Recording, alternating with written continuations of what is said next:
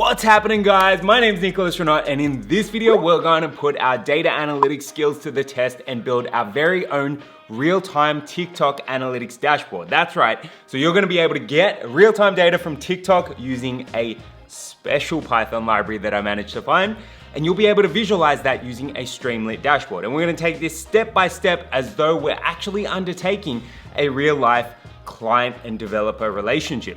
Let's take a deeper look as to what we'll be going through. Alrighty, so what is it exactly that we're going to be going through in this tutorial? Well, first things first, we're going to need to get some data. Now, the TikTok API isn't all that open when it comes to getting data by trending analytics or data by specific hashtags. So I've actually found a great Python library that's actually going to help us get through this. So we're going to grab that TikTok data using Python.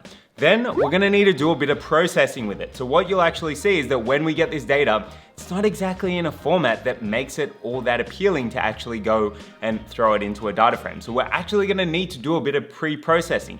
This is a really good technique for you to practice because it's something that you're going to do an absolute ton if you want to get into data science or deep learning or machine learning. Once that's done, we're going to go on ahead and build an interactive Streamlit dashboard. So we'll actually be able to type in a particular search query. This is going to go out to TikTok, bring back our data and visualize it into our dashboard. Ready to do it? Let's go speak to our client.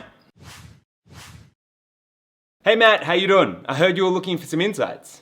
Hey Nick, yeah, I was wondering if you could get me some TikTok data by any chance. One of our social media teams is looking to explore getting onto the platform. Right, any data in particular?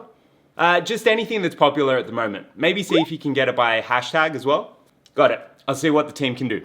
Right, so that's our first call with Matt done. We know that he wants to get some TikTok data.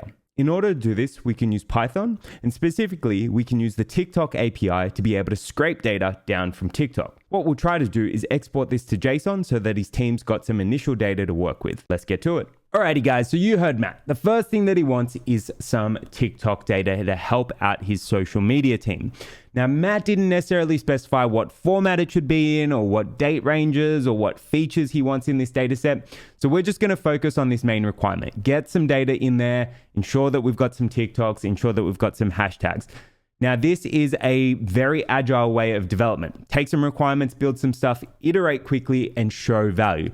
This is a good way to ensure that you're going to hit the client brief because going fast is going to ensure that the client can see some results quickly and iterate if they need to. And this is a pretty common way of doing development in real life. Take some requirements, build fast, show results. And this is exactly what we're going to be doing here. Now, I've gone ahead and done a little bit of legwork and found that we can actually get some TikTok data without using the specific TikTok API, using the unofficial TikTok API in Python. Now, I'm actually going to walk you through my exact workflow step by step. So this is from the ground up. I'm not going to be copying code and I'm not going to be skipping steps. So you'll actually see everything from the ground up. So we're going to be using this. Now, whenever you're using a new library or a new module, whether that be Python or JavaScript or any other language, the best thing is to try to find some documentation and see how to actually get started. Now, we can actually see here that there's a section in the documentation, and I'll link this link in the description below so you can see it. We've actually got a section called Getting Started. So it actually says when it comes to installing this, we can run pip install TikTok API, and then we need to install another thing called Playwright, which is a headless browser. And this is effectively going to be what's used to go through to TikTok and scrape that API. Or scrape that front end. So we're going to go on ahead and do this from the get-go. Now, I'm actually going to do this from scratch. So we're going to create an environment and you're going to see how to actually do this. So the only thing that I've gone ahead and done is I've gone and created a folder called TikTok. But right now you can see that this is empty. So there's nothing in here. So I've got it inside of my D drive, inside of my YouTube folder, and inside of TikTok. But there's nothing in there right now, right? So what I'm going to go on ahead and do is I'm actually going to go on and first up create a virtual environment. So this is going to isolate all of our Python packages so that we effectively have everything encapsulated and everything is installed and we don't have any conflicting dependencies. So let's go on ahead and do that. So I'm just going to open up a console or a command prompt and I'm going to go into that folder first up. So I'm going to go into my D drive and then CD YouTube. And then I'm going to go into my TikTok folder, so CD TikTok, and then I can clear that. So if I type in dear On a Windows machine, we can see that we don't actually have anything in that folder. If I type in CLS, that's going to clear everything.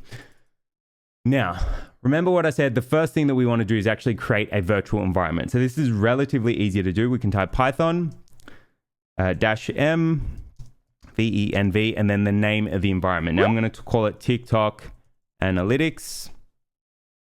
And this is going to create a new virtual environment for us to actually work in. So it's going to create almost like an isolated Python environment. Then to activate it, I can hit // So actually, let me show you what's in that folder now. So if I type in dir, I've actually got this folder called TikTok Analytics now. So if I show you this inside of the main folder. All right, so this is my folder. So I've now got this environment called TikTok Analytics. And you can see that this is all my Python stuff. So I've got all my includes. Doesn't look like there's anything in there. All of my libraries. Not too many at the moment. And all of my scripts. Now, in order to activate it, we actually need to come into here and then run activate over here. Now, this is a little bit different if you're running this on a Mac. I'll include a script or command that you can run if you're running it on a Mac. So you can see that as well in the description below. So what we're going to do now is we need to activate the environment because right now we're still running in the default environment when we're on our machine. So we actually need to go and activate that environment. So I can type // TikTok Analytics /scripts /activate. And this is effectively, let me actually show you what we're running. So we're going into TikTok and let me zoom in. So I'm going into TikTok Analytics, scripts, and then I'm running activate. So this over here. So if I'm running through PowerShell, it'll trigger this. If I'm running through a batch script, it's actually going to run this. So this is going to start up our virtual environment. So let's go ahead and run that. And you'll actually see it activate. So you can see that we are now running inside of our virtual environment here. So it says TikTok Analytics. Cool. So that's all well and good. Now, the next thing that we want to go on ahead and do is install our dependencies, which, if you remember correctly, were pip install TikTok API and python-m playwright install. So let's run those two commands. So I'm just going to move this over here. So let's run the first one. So pip install TikTok API. So you can see that's now installing. So we'll give that a sec and let it install.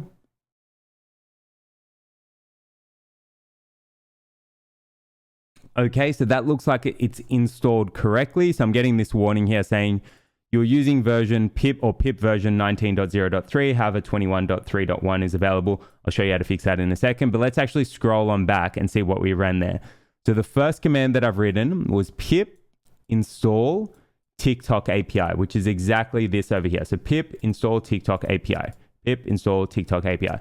That is going to install the TikTok API dependency inside of our Python environment so that we can now begin using it. Right now, we can actually verify that this is installed successfully if I run pip list. And if we scroll on up, we're here. So you can see we've got TikTok API version 4.1.0. So it looks like we're pretty successful there. Now, let's get rid of this warning that you can see there. So this is basically telling us that we're using an older version of the Python package index. So we can fix that. So again, it actually tells us how to run it here. So python-m pip install --upgrade pip. Now you're not necessarily always going to get this, but if you do, let me show you how to fix it. So we can run python-m pip install, and this is purely optional, --upgrade pip. So this command was really weird when I first encountered it, but basically we're saying, so use Python and then run a command within Python, and then we're going to pip install and we're going to upgrade the pip package. So think of it as using the Python package installer to upgrade itself. That's effectively what this is doing here. And it's going to go from version 19.0.3 to 21.3.1. So if I run that, you can see it's going to uninstall 19.0.3 and it's going to reinstall 21.3.1. So that's all well and good now. So we can type in CLS to clear that. That is all now installed. Now, remember what was in our documentation. So the next command that was sort of advised to be run is python-m playwright install. So let's install that now. So python-m, let's go full screen, playwright install. Let's make sure that's correct. Python-m playwright install.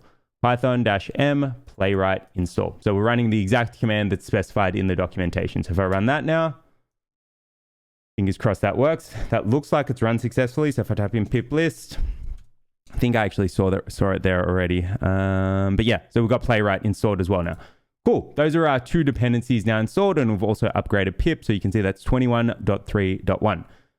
Okay, now that's pretty much the setup that we need done for now. So the next thing that we want to do is actually start doing a little bit of coding. So let's actually spin this up. So I'm going to open up this current folder inside of VS Code. Now you can use a different code editor if you want to. I just find VS Code pretty straightforward. So I'm going to type in code dot, and it's going to open up inside of my current folder. Open up on my other screen. But you can see it there. So I've got TikTok analytics over here, and I've got my PowerShell environment running down here. Right now, we don't actually have any Python scripts or anything. So let's actually create a new file. So I'm going to right click, new file, and I'm going to call it, let's call it tiktok.py. Right, so that is going to be our first file where we're actually going to start doing a little bit of coding. Right, now at the moment, the environment that's currently associated to this tiktok.py file up here is one of my older environments. So you can see down here, let me zoom in. Right in the bottom corner, it's saying deadlift and then VENV. This is a previous virtual environment that I went and used. It might not be the case for you, but let me show you how to fix this. So if I select that, it's going to ask me which interpreter I want to use. What we want to do is we want to use our TikTok analytics interpreter, which you can see has popped up down here. Now, if it doesn't show up down here, you can hit enter interpreter path and then hit find. And then we just need to go into the folder where we went and created our virtual environment. In this case, you can see TikTok analytics. So I can select that, double click into that, go into scripts, and then choose Python down here. And then hit select interpreter, zoom out, and you can see we're now running on our TikTok analytics virtual environment. So this basically means that when we go and hit the play button up here, we're going to be using the same TikTok analytics virtual environment. Okay, that's that now done. Now, the first thing that we want to do from here is import a couple of dependencies. So let's go on ahead and do that first, and then I'll walk you through what I've gone and imported. Alrighty, so first things first, I've gone and written 2 lines of code. So let's actually take a look at what we've written here. So first up, I've written from TikTok API, import TikTok API as TikTok. So this line over here is effectively importing the TikTok API that we went and installed first up. So that was from the documentation that we saw. In this particular case, I'm getting the TikTok API and I'm importing a specific module and I'm renaming it so that it's just called TikTok. So this is just going to make it a little bit easier to use. And then I'm importing JSON. So this is effectively going to be what we can use to actually go and export our data. Now, if we go back and take a look, let's actually make some comments. So I'm going to say this is importing the TikTok API. Or Python API, actually it's an SDK, Python SDK. And then we are import JSON for export of data. Cool, so we've got our 2 dependencies now. Now, what we actually need to do, or what is probably a good idea, is take a look at how we can actually use this TikTok API or Python SDK. So if we actually go back to our documentation and scroll on down, now you can see that we've got a bit of a quick start guide. It actually tells us that we can set up our instance, we can then go and get our information and then print it out. So we're actually going to try to do something similar to this, but I'm going to tweak it a little bit. So let's actually go and write a couple of additional lines of code, and then we'll actually be able to get some TikTok data.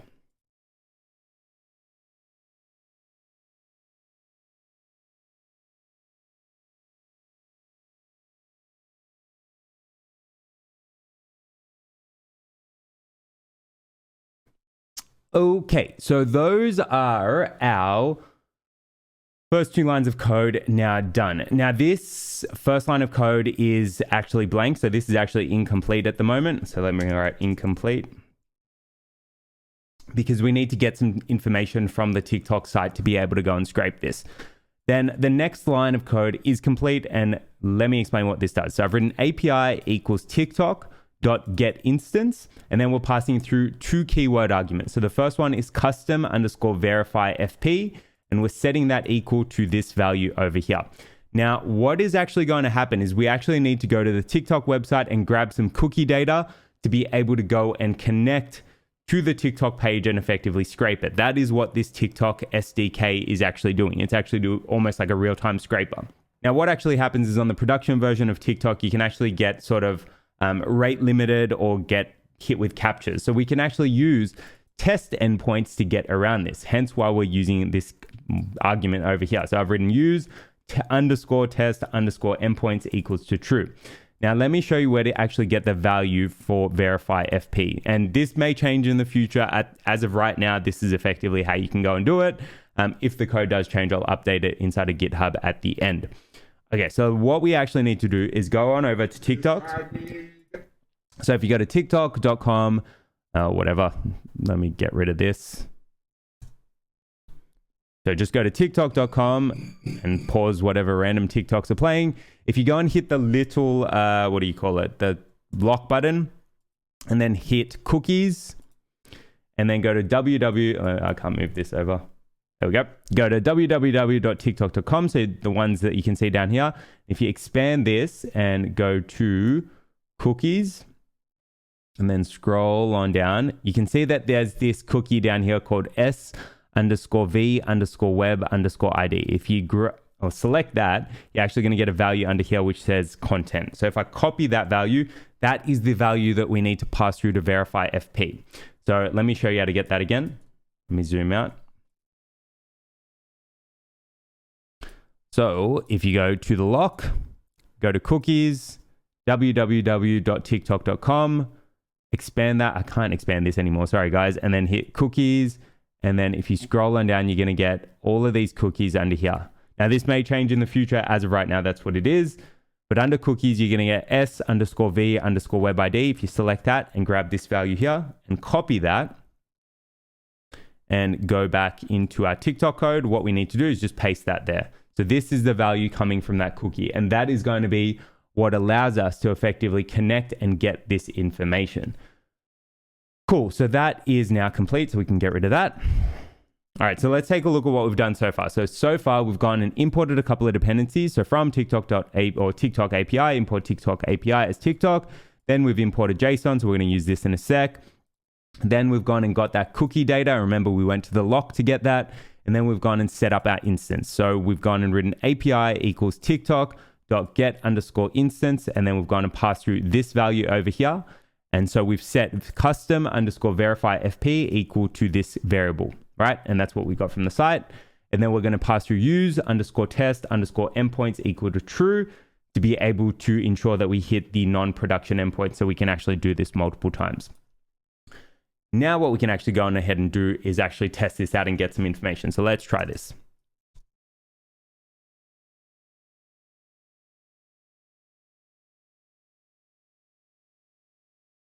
Okay, so let's test this out. So I've gone and written two additional lines of code there. So I've written trending equals API dot by underscore, stop popping up. API dot by underscore hashtag, and then we'll set that equal to Python. So you can see that there. So API and then dot by underscore hashtag, and then we've passed through Python as the hashtag that we want. So if I type in API dot, you can see that we've actually got a bunch of different methods that we can actually use here. So say, for example, you wanted to get by sound or by trending or by username. Like there's a whole bunch of different ways that we can actually go through and search, but we're mainly going to be focused on the by hashtag search type. So I've written trending equals API and dot by underscore hashtag, and then we've gone and passed through Python, and then we're going to try printing that out. So if we actually go and try to run this, take a look and see if we get any information back. All right. So it doesn't look like we've got a successful run there. So it's saying TikTok API.exceptions, TikTok not found error, challenge Python does not exist. So sometimes it's actually going to throw out a bunch of errors depending on what you actually pass through here. So let's try lowercase Python. All right, that looks way better. So in this case, you can see that we've got all of this information here. So there's a ton.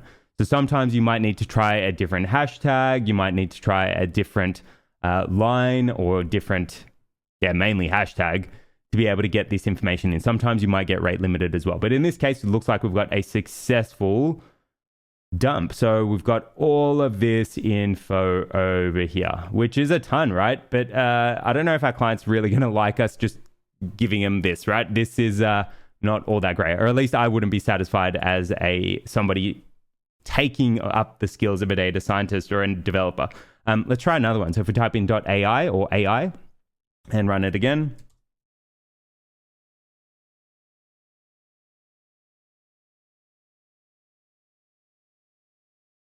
looks like that's run successfully. Let me try that again. All right, so that's coming up. Challenges don't exist. Let's try running that again. Sometimes it just throws that error, but it still would run successfully. Okay, there you go. So sometimes it'll throw up that challenge does not exist error, but if you go on ahead and run it again, it'll work successfully. So you can see there that we've got that run successfully, but this is just way too much to actually understand. So we can actually hit open in file editor, and that's not actually going to bring that up. We can actually go and export this as a JSON file, and that's going to be a little bit better. We don't want that. Right, okay, cool. So we are here right now. Now, what are we doing? So we've got some information. We've gone and printed it out. It doesn't look all that great. So let's actually go and export this to JSON. So that will at least satisfy our first client requirement of at least exporting some data. So what we can go on ahead and do is use our JSON library here to export this out. So let's go on ahead and do that.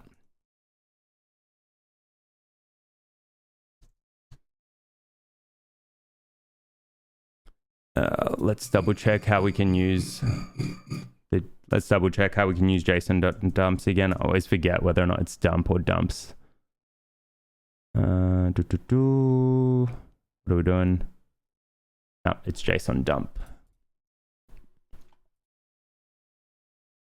And we want JSON dump.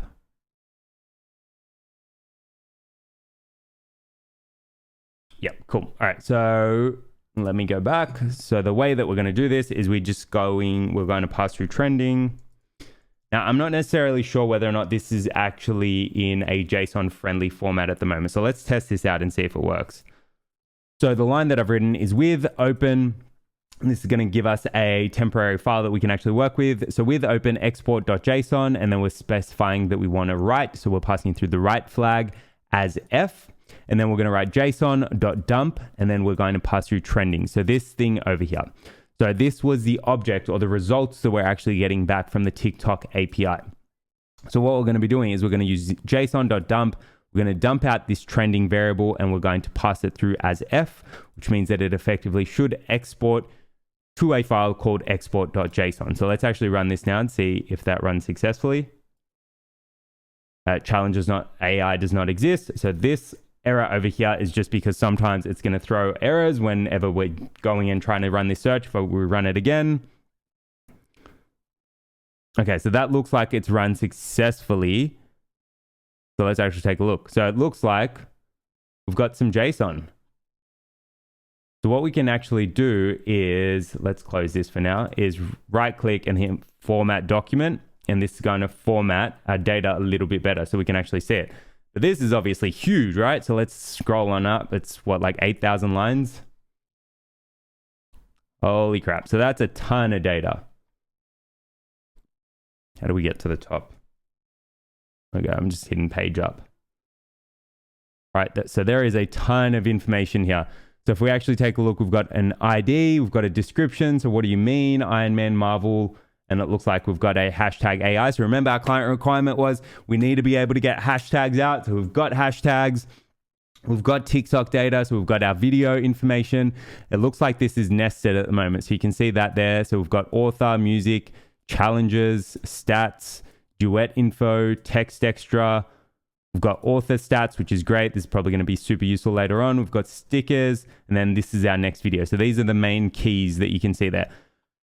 So we have successfully gone and grabbed some TikTok data there. Now, this is pretty good. So we could actually take this export.json file and send it over to our client now. So that would effectively be our first requirement now successfully satisfied. So if we go and run this script, we could actually go and change it up. So let's say, for example, we wanted to give our client data on Python TikTok. So if I write Python, run that now. Right, so that looks like it's successfully gone and run. So let's just hit don't save and then open this back up. Right click, hit format document. There's got to be a faster way to get to the top of this. Let's scroll on up. I'll probably fast forward this in editing, but let's just double check we've got some TikToks that are to do with Python.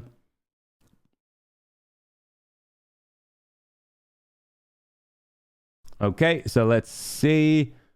So this is not necessarily Python coding. This is Python snakes, but it looks like it's successfully gone and grabbed some TikToks. Got the links if we want to go and see the links. Pretty cool, right? So we've at least got some data. Now, if we wanted to, remember, the client requirement was get some TikTok data, ensure that it's got hashtags in it. So let's go on ahead and send this over to our client and see what they say. Matt, got you some awesome data from TikTok. You want to take a look? Oh, sweet, I saw that in my email, but I noticed it was just in JSON format. It would be great to have it as a CSV so I can open it up in Excel or maybe share it around with the executives. Say no more, we'll get on it. So Matt's come back and given us that he needs this data transformed from JSON to something that's a little bit more transferable and usable with Pandas. What we can do is take our nested JSON file and transform it using a bit of an ETL pipeline. We'll build this up in a file called helpers.py to be able to transform this data. Let's do it. Okay, so Matt's kind of happy. So we went and sent him through the JSON data, but as expected, it's not necessarily the best use of data analytics. Really, when you're using something like this, you want it to be in a slightly more structured format, something maybe like a CSV or an Excel document. This is pretty common whenever you're working with different business users or different teams within an organization. So we want to take this one step further and at least do a little bit of pre-processing. Now, one thing that immediately I'm seeing is going to be a bit of an issue when it comes to actually using this in like Pandas or something is the fact that these are nested, right? So you can see that this is inside of a nested environment. Now, when it comes to bringing this into Pandas, it's not going to play all that nice. So you can see that that's nested. And let me actually show you what I mean by this. So what I'm actually going to do is I'm actually going to show you how I set up my data science style environments whenever I'm doing a project like this. Now, you're probably also thinking, why haven't you gone and written this TikTok code inside of a Jupyter notebook? Nick, we know you love Jupyter notebooks. It doesn't play all that nice. The TikTok API doesn't necessarily play all that nice with Jupyter, and that is because Jupyter is asynchronous and the TikTok API is asynchronous as well. I believe that's the thing, but basically they don't like playing together on at the same time. So it's better to run them separately, and you're also going to see this later on when we integrate it into Streamlit. What were we doing? So let's actually go and set this up so that we can use it inside of a Jupyter. So first up, what I'm going to do is I'm going to type python-m and then pip install ipykernel. And this actually allows us, let me zoom in on that so you can see it. Can I minimize this? Yeah, I don't want that. So I've written python-m pip install. This is so messy.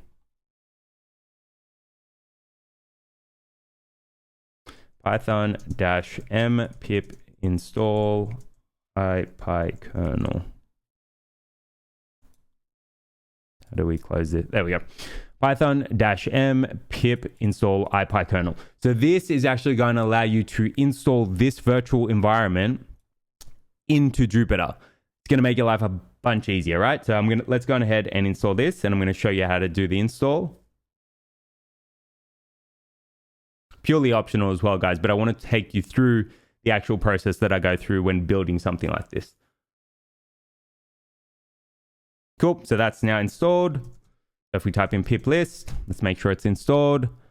ipykernel, so you can see it there. All right, cool. Now what we need to do, given that that is now done, what we need to do is actually go and install this TikTok Analytics virtual environment into Jupyter if we want to do it on our desktop. Again, you could skip this if you didn't want to use Jupyter, but I find it a little bit easier to work with. So let's actually go and do that. So we can type in python-m ipykernel install -- name, and then it's TikTok Analytics. So let's zoom out a little so you can see that. So I've written Python -m ipykernel install --name TikTok analytics, which is the name of our environment. So this is going to go on ahead and install this environment, given the fact that we're in the current folder. It's going to go on ahead and install this into the ipykernel environment. So this means that we'll actually be able to see this when we go to create a Jupyter notebook, which means that we're going to have consistent packages across the board when it comes to doing development. So when you go and do stuff inside of Jupyter versus doing stuff inside of VS Code, you're not going to have differences in the environment. All the libraries that you're using when you're writing Python code inside of VS Code are going to be the same as when you're writing them inside of Jupyter. So let's go and do this. Cool. So that says that it's now installed kernel spec TikTok analytics in C:program data. And I believe you can type in ipykernel kernel spec list. I think that is Python -m ipykernel kernel spec list, something like that. No, that doesn't look like it is the right command. I've gone and screwed that up. Let's go back and reactivate it. I'm trying to show you all the kernel specs from here. I will get this. TikTok analytics /scripts /activate. What is it?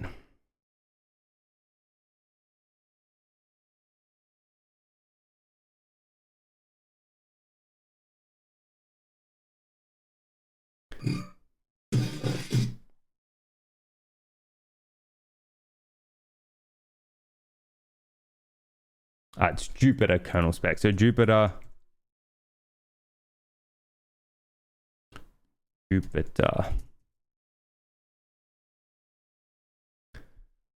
All right, that's better. So by running that, so Jupyter kernel spec list, you can actually see all the virtual environments that we've actually got installed inside of Jupyter. So you can see here that I've got TikTok analytics, and that is now installed. So we can actually work with that. Cool. All right. What was it going to do now? So I've showed you that it's now installed inside of Jupyter. So if I now go and start Jupyter Notebook, so Jupyter Notebook, promise we're not going to spend a lot of time, or maybe we will. I don't know. We'll see.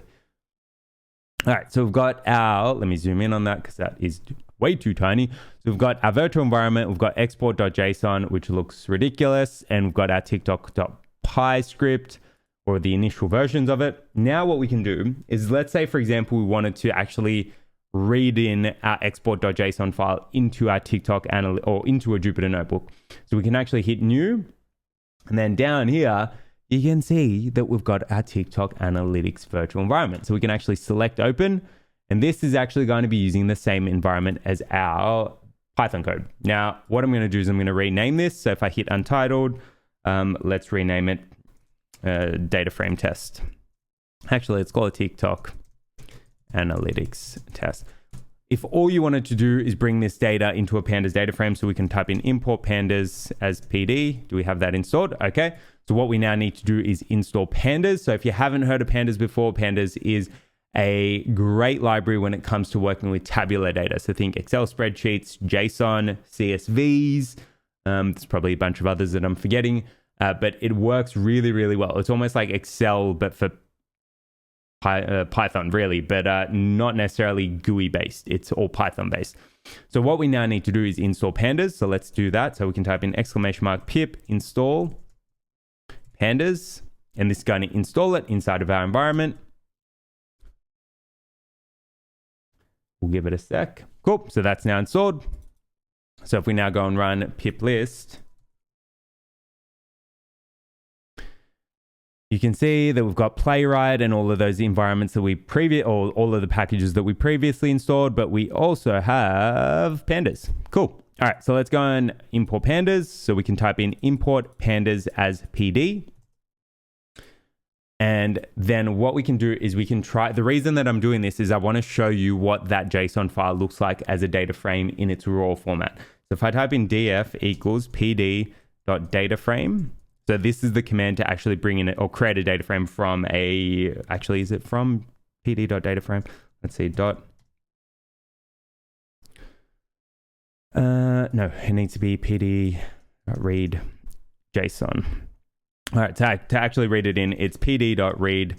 Also, pro tip, so whenever you're writing commands inside of Jupyter, if you just type in dot and then tab, it's going to show you all of the different commands that you've got available to you, or all of the methods that you can write. So in this case, I wasn't sure how to actually read in a data frame, and this is super common. Even though I do this day in, day out, I always forget, is it pd.dataframe or is it .read JSON? So the reason why is I was typing in pd.dataframe dot, and then you can see that we've got a bunch of different lines here, but you can see that there's no command for JSON, right? It maybe is. Oh, there is to JSON. Oh, that's to JSON. So that will export out. We want from JSON or read JSON. So if I type in dot, read JSON, so you can see it down there. This is still a bit small, isn't it? That's a bit better. All right. df equals pd.read underscore JSON. So this is actually going to allow us to read in some JSON. Now, it just so happens that we've got our export.json file here. So let's try reading this in and see what it looks like. Okay, so to do that, I've written df equals pd.read underscore JSON, and then we've written export.json. So that is going to give us, what should give us, a data frame with our TikTok data. So if I type in df.head, that's going to show me the first 5 rows of data. And there you go. We've got our data frame. Pretty cool, right? But this looks like crap. I'm going to be honest. Like, we've got the ID of the video on the... that looks fine. So the fact that we've got the videos down that way. But take a look at the video column. So we've actually got a dictionary there as our video ID. And our author is a dictionary as well. And so is music, so is challenges, so is stats. This isn't all that useful. Like, if we sent this to a client, they'd be like, well, this isn't the... They'd probably have to go and do a ton of formatting to get this into a format that's actually going to work for them. So what we actually want to do is tidy this up a little. Now, this JSON file is what we call nested data, right? So if we actually take a look at the raw information, let me close this. Well, we've actually gone unnested it now, but if I, let's collapse a few of these. All right, so we've got a ton of videos. So let's expand the first one. So you can see that we've got one key here, which is ID. We've got another key here, which is description, and that's got a string. We've got a created time. So this is going to be a number. But then if we take a look at video, the value for video is actually another dictionary or another object in this particular case. That is why Pandas is not playing nicely with that. So we've got to work out a way to actually clean that up and put that in a format that's actually going to work for us. Because if we go over to here, this looks like rubbish. Like, that is not going to fly when it actually comes to opening it up in Excel. Let's actually do that. What would this actually look like if I open it in Excel? So if I go to... So let's actually export this to Excel now. So to export a data frame to Excel, we can type in df.to, or we'll do it to CSV. And we're going to call it export or TikTok data. And remember that our maths requirement in this particular case was to convert it into a CSV or produce it into a format that's going to be a little bit easier for him to consume. If we went and exported it as it is, let's see what this would actually look like. This is what we'd be giving him, right? So we've got ID, we've got description, which the description looks okay. There's no issues there. Let's change the column width, make it a bit smaller. But look at our video. This is a dictionary. This is a dictionary. This is a dictionary. Like, these formats are not intuitive enough to actually give to a user. So it's not all that great, right? So we've got all these other columns. And guys, what I'm actually showing you, right? So opening stuff up in Excel, perfectly fine. When you are doing data analytics, use all of the tools at your disposal. Just because you're a data scientist or just because you're a developer doesn't mean that you have to preclude yourself from using tools like Microsoft Excel. They've been around for a while for a reason, because they are useful when it comes to being productive. But all right, back to our data. So enough me ranting. Look at this, right? So that is not great. So it makes it a little bit difficult for us to filter on this. How do we filter again? Shift L. So if we wanted to filter, we're filtering by this entire dictionary. Not all that great, right? Crap experience. That is not what we want to do. How do I zoom on this again? There we go. Okay, so what we now need to do is actually do a little bit of pre-processing. So what I want to do is, rather than have these columns structured as such, where we've got ID 0, that was description DESC, created time, that's fine. I want to unpack all of these. Let's zoom in so I can show you this a bit better. So if we take a look at our video column, right, I want to unpack this so that rather than it reading ID, I want it to have video underscore ID, and I want that as its own column. So this value here, we should have that as its own column. Height should be video height, and that as its own column. Width, own column. You sort of get the idea, right? Every single unique value should have its own column rather than having these weird nested arrays. So we're actually going to write a function to be able to unpack that. And that's where our helpers.py file is actually going to come into hand. Now I'm going to prototype it inside of Jupyter, but we could definitely do this inside of a Python script. Jupyter is just going to be a little bit easier because you'll actually be able to see how I actually iterate through. Now, if you wanted to, I'm going to include all of this code at the end as well, so you can just sort of skip this prototyping. But this is sort of useful because it's going to show you what this process actually looks like. So let's clean up our Jupyter notebook a little bit. So this is going to be exploratory analysis. And what have we done here? So we can delete that pip list. We don't need that. So we've gone and imported pandas. We've gone and read in. Let's add comments. So import pandas. I find it's useful to include comments as you're going along because it's actually going to help you remember what you're actually doing and what you're actually up to. So here we're reading in the initial JSON object. Then we're viewing the first 5 rows. And then we're exporting to CSV. So that's a little bit of exploratory data analysis already. So we've gone and imported pandas, we've gone and read in JSON, we've gone and taken a look at the first 5 rows and exported it to CSV. But we don't like that CSV format, it looks crap, we want to make it better. So let's add in a bunch of cells. Again, pro tip, if you want to add in cells, just hit B twice. It's going to give you some cells. If you want to delete cells, D twice, and that's going to delete it. All right, so let's add in another section. So what I'm actually doing when I'm adding in these sections is I'm converting these cells to markdown. So if you haven't played around with that before, so if you select a cell, hit escape, so you can see that it's green, it's active. If I hit escape, it goes blue, and then I can hit M, which converts it to markdown. So markdown is a great way to annotate your text or code effectively. So here we're going to create helper function to process data. Coolio. Okay, so what are we doing? So the first thing that we actually want to do now is we want to bring in this data in its raw format as JSON. So let's import it. So import JSON.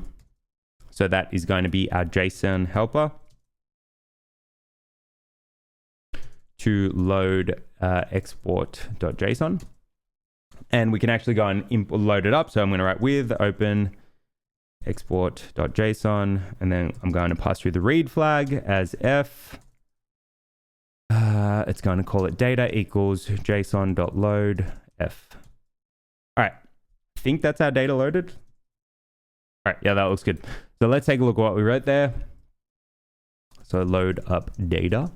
So I've written with open, and then I've passed through the name of our file. And this is just this here, so export.json. See, export.json, export.json. So I've written with open, and this is going to open up our export.json file. And then I've passed through the R flag because we want to read it. And then I've specified that I want to work with that variable as the variable f. So as f, and then colon. And then I've gone and specified or what we want to actually store that variable as. So I've gone and created a new variable called data, and I've set that equal to json.load. And then to the json.load method, I've passed through the file. So this is effectively, it's a long-winded way of saying, grab the file and load it as JSON, right? And then it's going to be stored as a variable called data. And if we take a look at our data variable here, that's all of our monster JSON data, right? So there's a ton of it. Cool. Okay. So what's the next thing that we want to do? So we want to go and loop through each one of these and create a, what are we doing? So we want to unnest each one of these. So it's probably useful if we take a look at which of the values are nested, because when we do our processing, we're going to want to actually unpack each one of these. So let's actually go back into here. So what's actually nested? So video is nested, author is nested, music. So I'm just actually going to, let's actually create a dictionary for this. So I'm going to create a new, not a dictionary, I'm going to create a list. So nested values. And what's nested? So video is nested. So I'm just storing the keys that are nested, because what we're going to do is we'll do a check to see whether or not, as we're iterating through, whether or not a value falls into the nested values list. And if it does, then we're going to do some additional processing. So video is nested, author is nested. What else is nested? Music, challenges. Challenges is not a dictionary though, right? So this is a list. So if you take a look, right, so each one of these nested values is a separate dictionary. Our challenges value is an array. Now, to be honest, the value inside of that is kind of rubbish anyway. So we can actually, I'm going to skip that. Let's create another list called skip data. And we are going to skip challenges, because I don't think that's actually going to add much value, to be honest. All right, so stats, we definitely want stats. We're data scientists. We want that. What else? What's good? So stats, we need that. Duet info. That doesn't look like it's got much info anyway. Let's skip that one. Duet info. Text extra. That's in an array as well. Now, if we really wanted that, we could probably grab that, but I'm going to skip that one as well.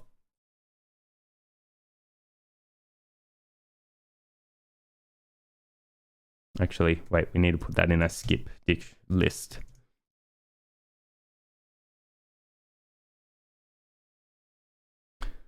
Can keep, wait, let's collapse that. Author stats, we definitely want that. Stickers on item, nah, screw that, we don't need that.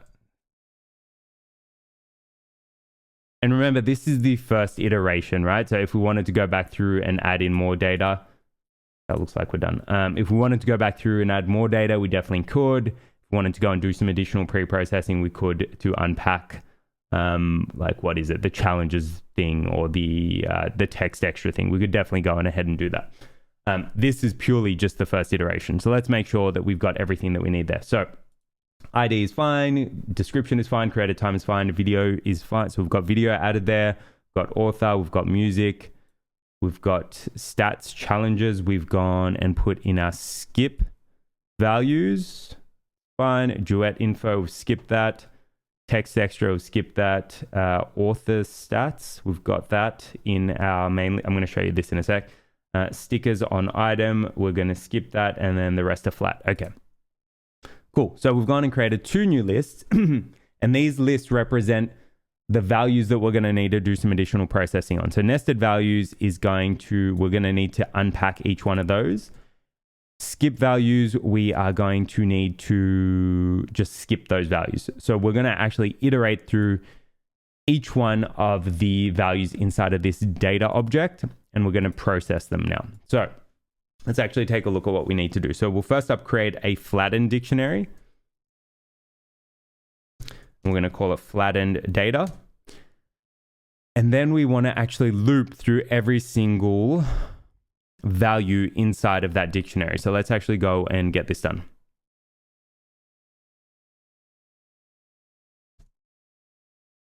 Okay, so that's our initial loop. So again, nothing groundbreaking there. So I've just written flatten underscore data equals, and then created a blank dictionary. And then to loop through, we've written for value in data, and then we're going to print value, right? But now what we need to do is we need to iterate through each one of the values inside of the values, or this, we need to iterate through every single key inside of this value here. So we can create a new loop there. I'm going to write for result. What are we going to call it? Property index, property value in value dot items. Should actually call this something better. So let's call it, I will leave it, it's fine. All right, so we're going to then loop through each one of those and then print prop index. Need a column there. Right, okay, so this is giving us all of our indexes. So you can see that there. So the first thing that we've written is for value in data. So we're looping through, let me show you what I'm doing. So we're first up looping through each one of the results, because remember, we've got a ton of videos. So we're going to go through and loop through each one of these values because it's in a list. So for value in data, and then we're going to loop through every single property that we've got inside of one result. So if we actually go through and take a look, so you can see that ID is a property, description is a property, created time is a property, video is a property, so on and so forth. Then what we want to do is we should probably enumerate here. So let's create IDX. So what we actually want to do is create one unique ID per value in this data set. So rather than having, yeah, this is going to work better. So rather than just having a list, we're going to store it as a identifier. So I'm going to call, so for IDX, comma value in enumerate data. Let me show you what this changes. So if I print, let's comment this out. Print IDX. Right, so this is going to give us the fact that we have 30 different videos inside of this result. Coolio. All right, so that means we can use IDX as the identifier and value as the actual value.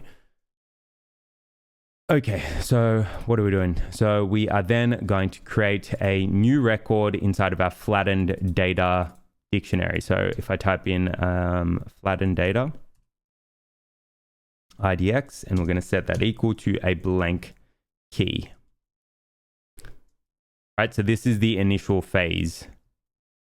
Make sure this tabbing is working.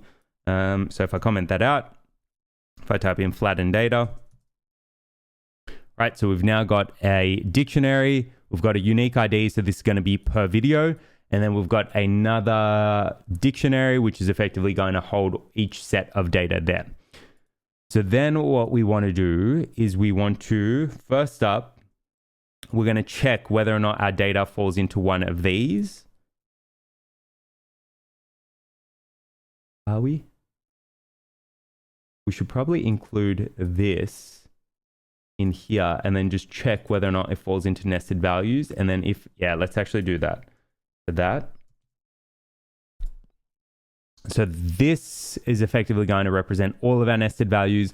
And then we check whether or not it's within the skip values. If it is, then we're going to skip. Okay, that makes more sense.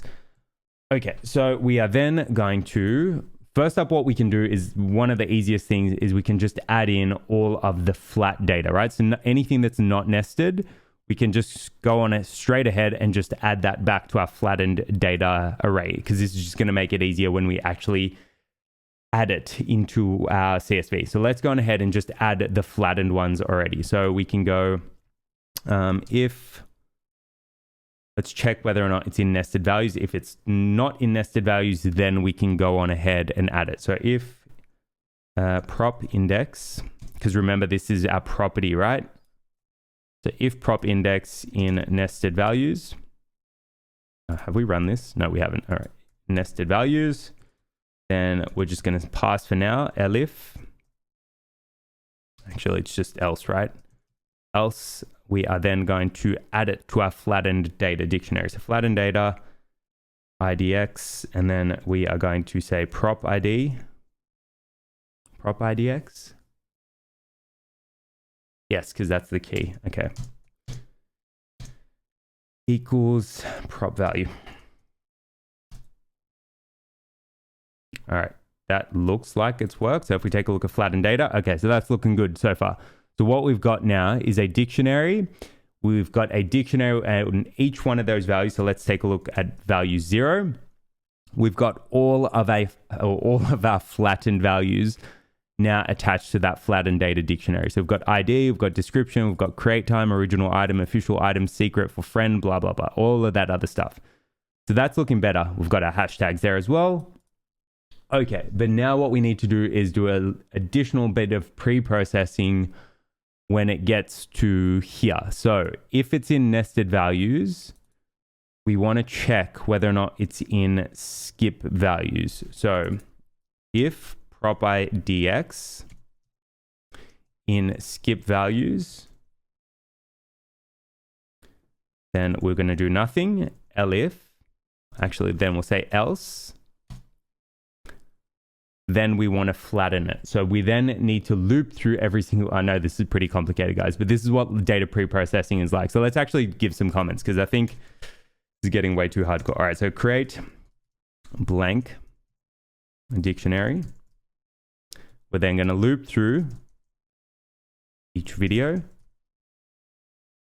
We are then going to loop through each value in each video. And then we are going to check if nested. And then down here is if it's not nested,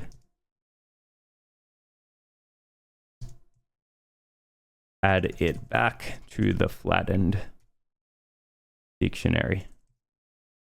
Right? All right. So we're creating a blank dictionary. We're then looping through each one of these videos. We're then creating these blank indexes. So remember, if you take a look, we've got these zeros over here. So we're effectively going to have one key, which is just a number per video. So if we've got 30 videos, then it's going to start at 0, go to 29.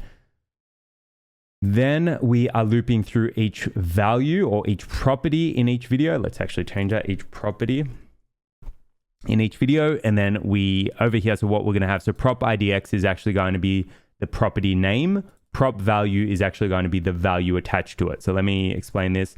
So this is going to be prop IDX. This is going to be prop value. This is going to be prop IDX. This is going to be prop value. Right? And then what we want to do is if it's not nested, we're perfectly fine to just add this back to our flattened data dictionary. So we can just grab this and this, bang it back into that dictionary. If it's nested, what we want to do is unpack it. So we're going to convert this property, instead of it reading ID, we want it to be video underscore ID. And we don't want it to be nested. So let's go on ahead and do that now. So if it's inside of skip values, mainly because I just can't be bothered doing additional pre-processing for lists, but it shouldn't be too hard. If you guys do update that code, let me know. If it is in the nested values or if it's in the nested values list and it's not in this list, then we need to process it. So we're going to now do another loop. So we now need to loop through prop value. Right? We're now looping through all of these. Right? So again, I know this is pretty hardcore, but this is what it's like when you're working with raw data and working with new data sets and whatnot. Okay, so let's actually go and do this loop again. So I'm going to write, so loop through each nested property.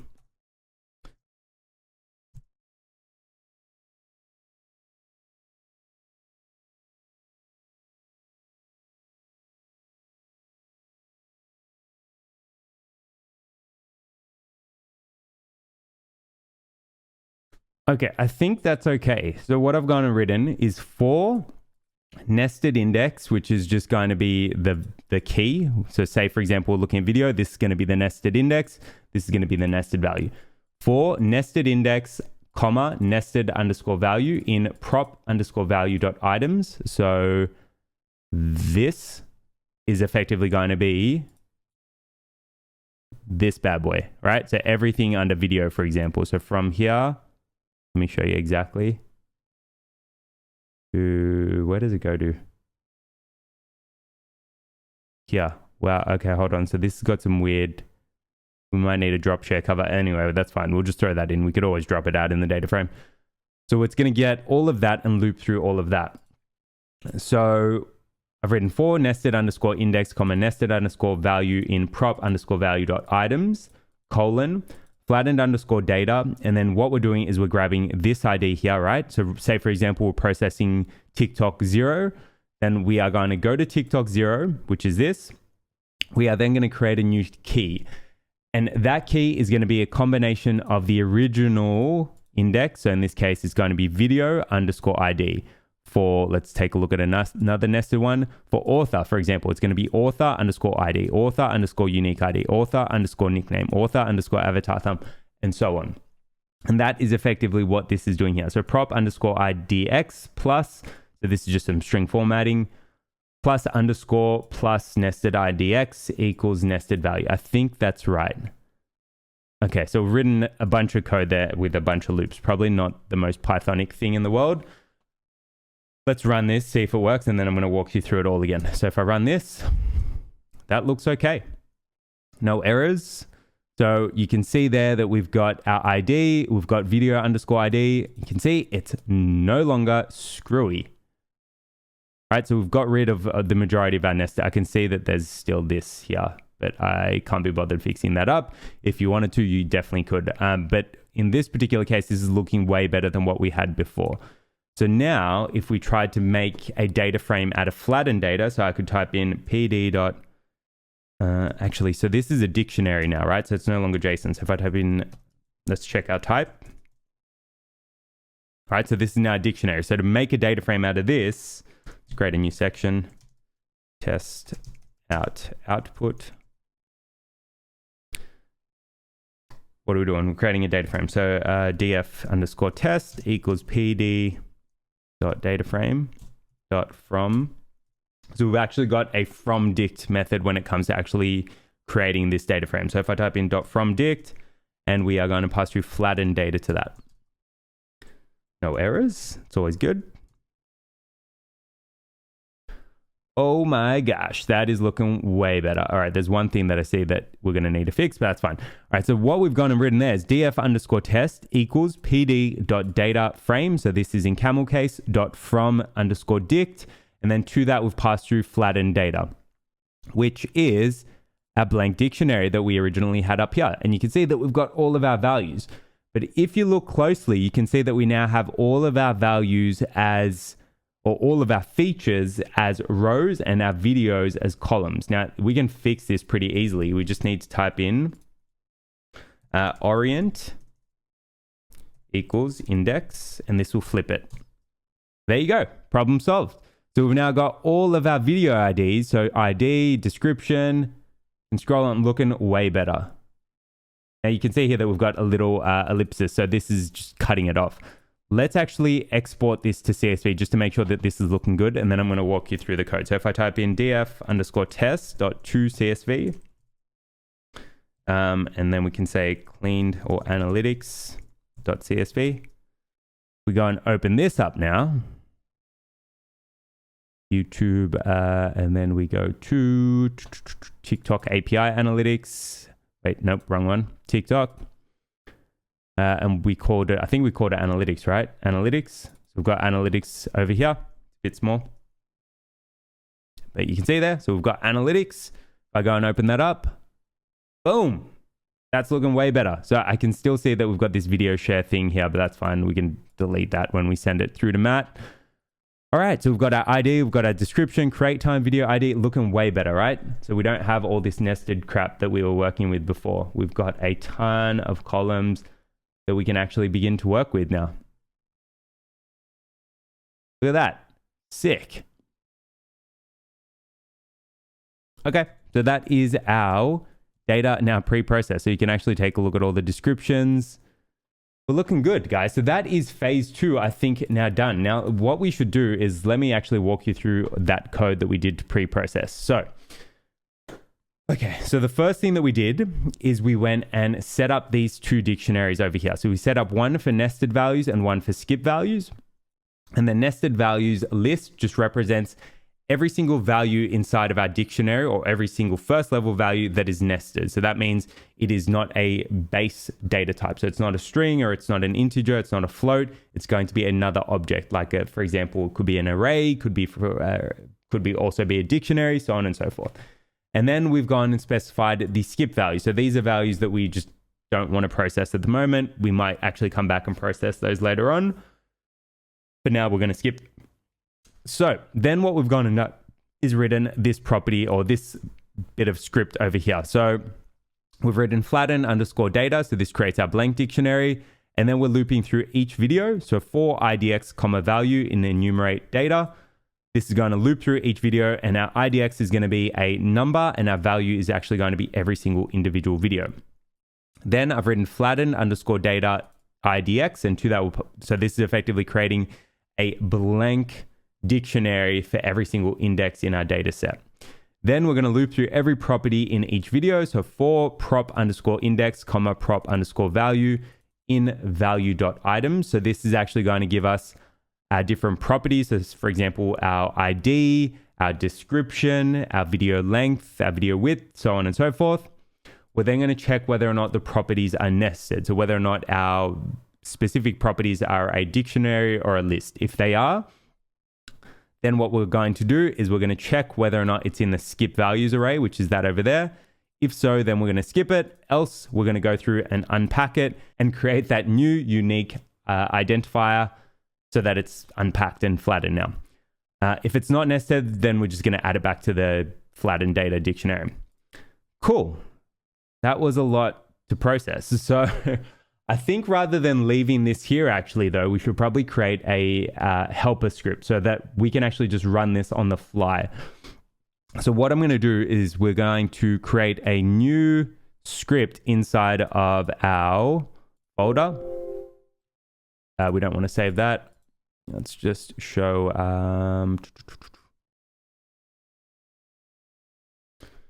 So let's go on ahead and create a new file, and we're going to call this helpers. Helpers.py. And we're going to start bringing in some stuff. So let's convert this into a function. We're going to call it process results. And then to that, we are going to pass through the raw, let's call it JSON data. Actually, let's just call it data. So then we are going to, so def process underscore results, we're going to pass through data, and then we're going to specify a colon. And then inside of that, we are going to need to, are we actually going to load it from, no, we're not going to need to actually load it from a raw value. So we're actually going to be passing through that value. So then we're going to grab these two lists. So our nested values and our skip values, and we're going to paste that into there. You can see that there. And we'll test this out as well. So we're going to convert this, convert processing, what is it, code to function.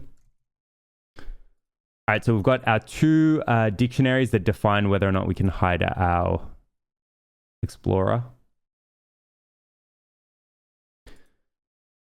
So we've got our two lists. We then need our processing code. So we can copy that.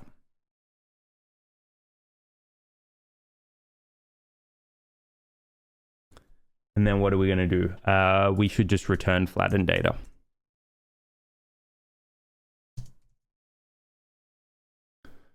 Okay, so I think that is looking good. So what have we actually gone and done there? So we have gone and taken our two lists and put them into a function called def process underscore results. And then that is going to expect data as a value. And then we've basically just dumped all of our code into there.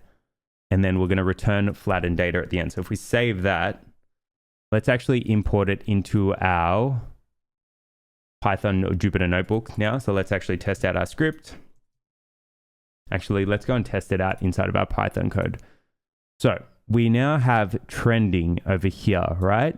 So if we wanted to, let's go and import this helper.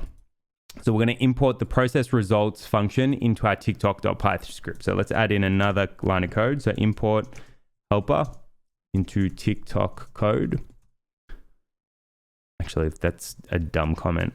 Import helper, data processing helper. All right, so we're going to write from helpers import, what do we call it again? Process results. And then what we can do is, I think, so we don't need to export this or dump this out to JSON. It's already JSON. in this format. So what we should be able to do is, so we're going to say flatten data equals, what is it, process results, and then we're going to pass through trending. So trending is effectively our raw data that we're originally exporting out to JSON, right? So we can actually comment this for now. So we are now going to grab that raw data, pass it to the process results function from over here, and all things holding equal, this is going to give us a nice clean JSON output, which we can then load into a data frame. So this is going to process data. And how are we going to test this? Let's actually dump it out to JSON. Yeah, okay. We are going to dump this out to JSON. So we're going to tweak our JSON code. So rather than dumping out trending, we're going to dump out flattened data. So let's try that now. We can probably stop our Jupyter notebook. We don't need that for now. So let's try running this code. So what did we tweak there? So we went and added this. So we went from helpers import process.results or process_results.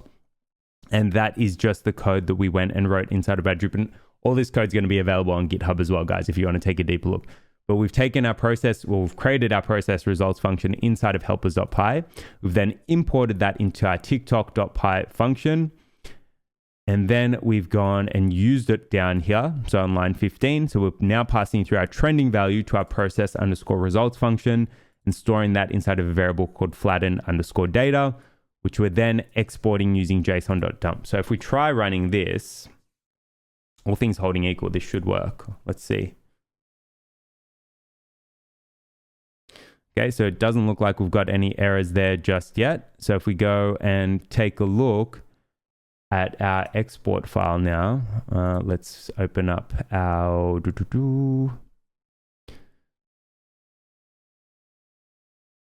This is looking better already.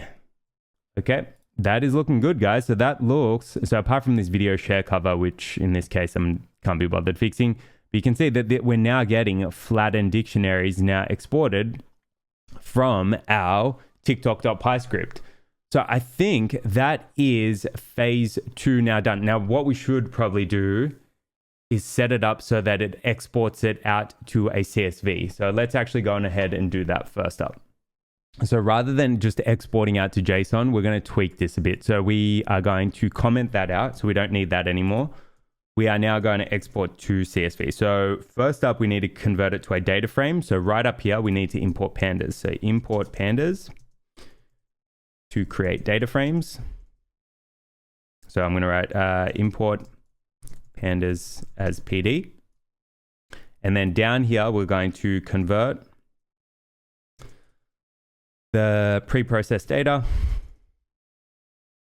Make this a bit bigger, pre-processed. Can actually close this again. Pre-processed data to a data frame.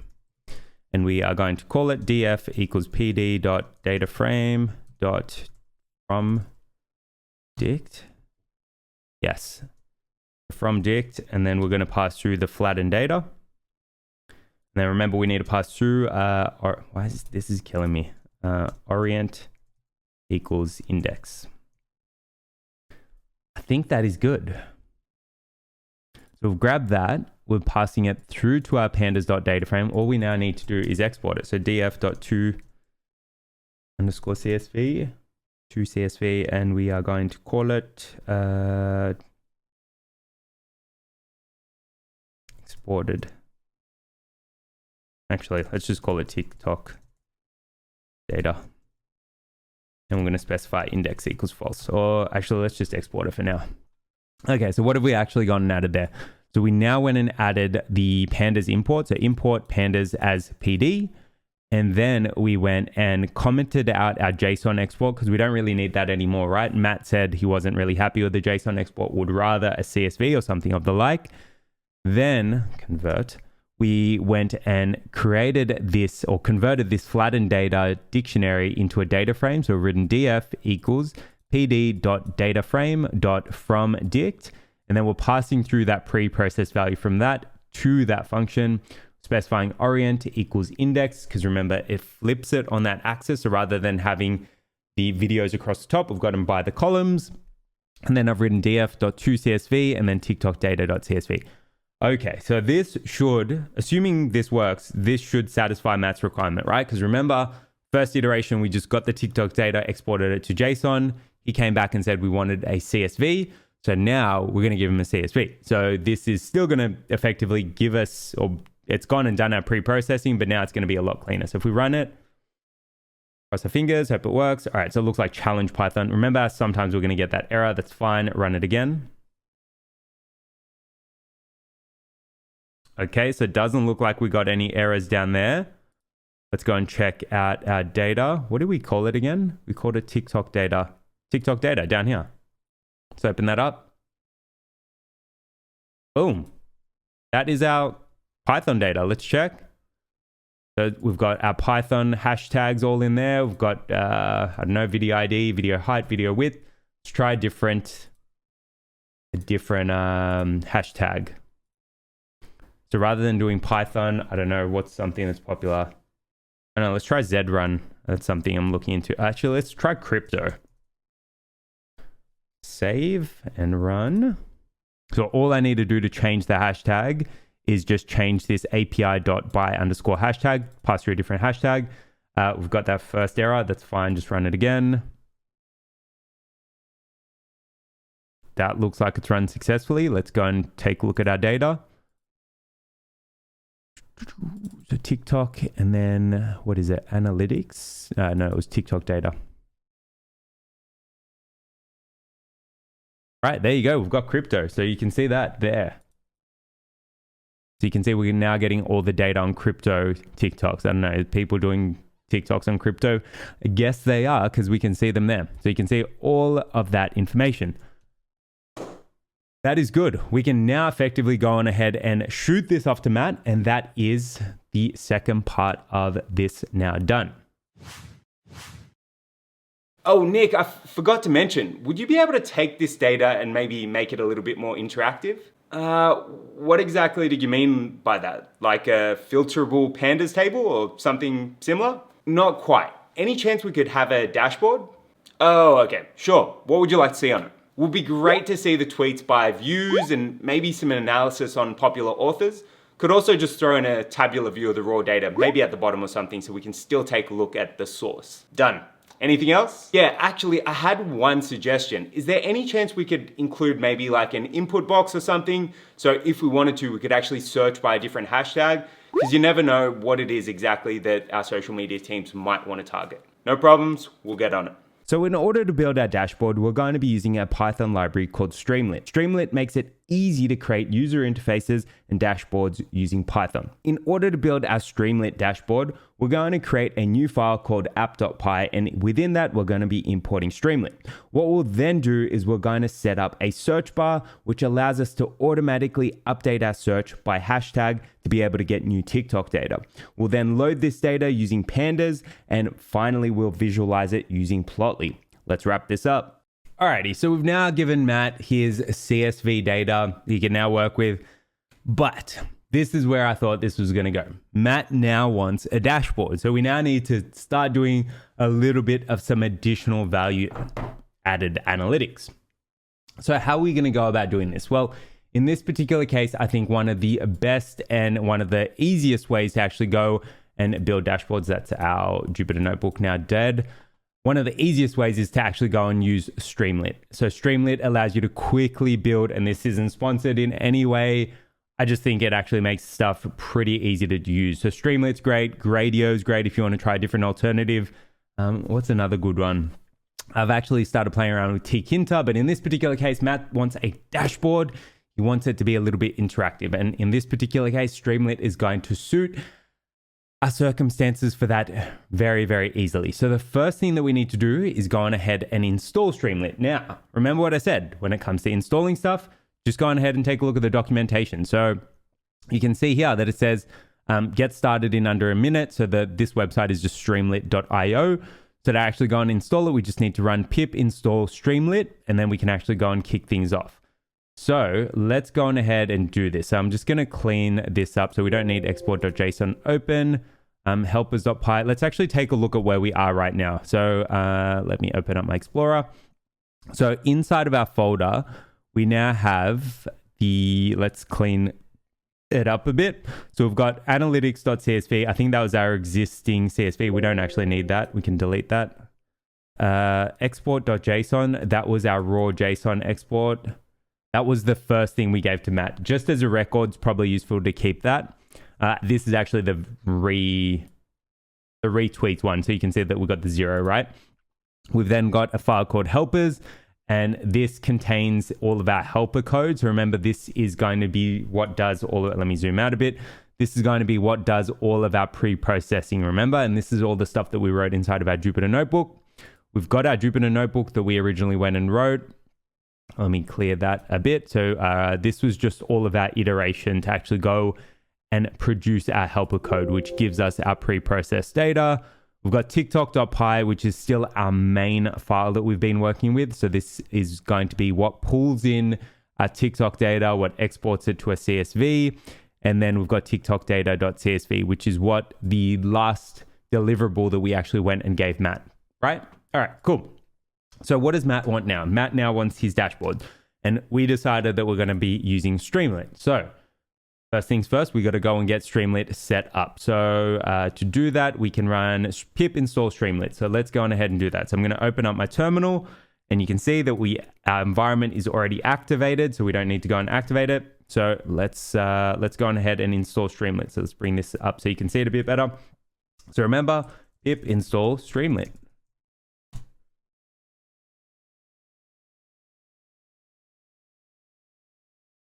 Give that a sec, and all things holding equal, that should install successfully.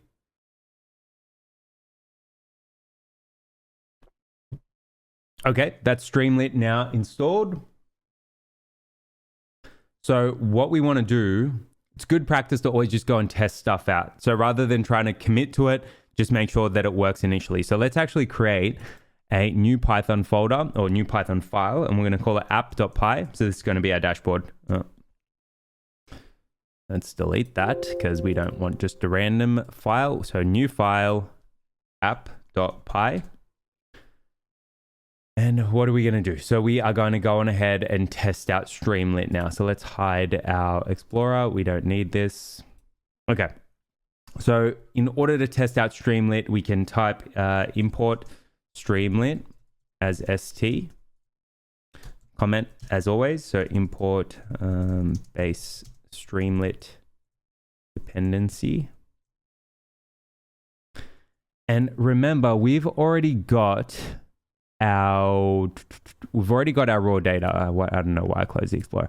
We've already got our raw data, right? So TikTok.data.csv. So we can at least just test it out and make sure that this is going to work. So I think if we then import Pandas to load the analytics data, we can type in, let's actually import it. So import Pandas as PD. So we've gone and imported two sets of dependencies. So import Streamlit as st, and then import Pandas as PD. So what we can then go on ahead and do is load up our data. So let's load in our data.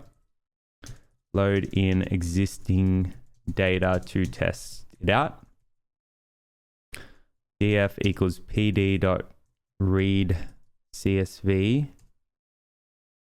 What's our CSV called again? Nope, that's not going to work. It's called TikTok.data.csv.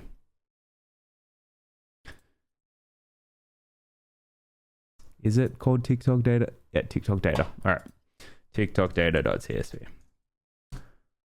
Okay, and then I think in Streamlit, you can actually just go and render the data frame. So show tabular data frame in Streamlit, not TikTok. Let's show first 5 rows. Let's show everything, see what that does. Okay, so what I've gone and written there is 4 lines of code. So import Streamlit as st. So this is going to give us Streamlit as our dependency. Then I've imported Pandas. So import Pandas as PD. So that's going to give us Pandas. Then we've gone and used pandas to load in our data frame. So df equals pd.read_csv. And this is going to import our CSV that we're exporting from over here, right? And then we've gone and written df. So this should actually go and show our tabular data frame in Streamlit. Now, to run a Streamlit app, it is a little bit different to the way that you'd run a normal Python script. And let me show you this. So if I clear this down the bottom, to actually go and run this as a Streamlit app, we type in Streamlit run app.py. All things holding equal, that should run. So if you get this Windows Defender firewall, just hit allow access. And that is it working. So you can see that we've got our data frame and now available in Streamlit. So this is your very first Streamlit app if you've got this far. So we can actually go and play around with our data, filter. So this still gives Matt and his team the ability to go and play around, process the different data frames. I don't like the fact that we've got this unnamed column over here, right? So you can see that we've got 0, 1, 2, 3, 4, 5, and then we've got it all over again. And this is because when we went and exported it, we exported it with an index. So there's an easy way to fix that. But for now, just take a look, right? So we've got our Streamlit app now up and working. So that is a great first start. But I want to go and fix this first up. So let's go and fix that. So we can stop our Streamlit app. And what we're going to go on ahead and do is go back into tiktok.py. And when we export to CSV, we're just going to add index equals false. I think that's it. Yep, index equals false. Okay, so now if we go and run, let's go and run our tiktok.py script again. And let's go and start our Streamlit app again. So Streamlit run app.py. And so if it doesn't open up for yourself, you can actually get the URLs that your Streamlit app is actually running at. So in this particular case, we can see it's running at http://localhost 8501. So if I copy that and paste that into there, you can see that's our Streamlit app. And you can see we've got rid of that weird column, right? So that is now looking a bit better. And if we wanted to expand it, we definitely could. So you've actually got like a way to play and interact with your data online. And that is your baseline sort of dashboard now up and running. But we're not going to stop there. We're going to take this way further. So what's the next thing that we want to do? So the first thing I think that we should look at doing is actually building up the search. So what do we need for search? We probably need like an input box and a button. So let's go on ahead and do these two things first. So what I'm going to do is I'm not going to stop my Streamlit app. The nice thing about it is that it does have hot refreshes. So if we want to just write code and leave it running, it'll still work. So what I am going to do though, is we're going to start writing some code to actually start building up our dashboard. So let's do it. So let's first up start by creating our inputs. So input and then button.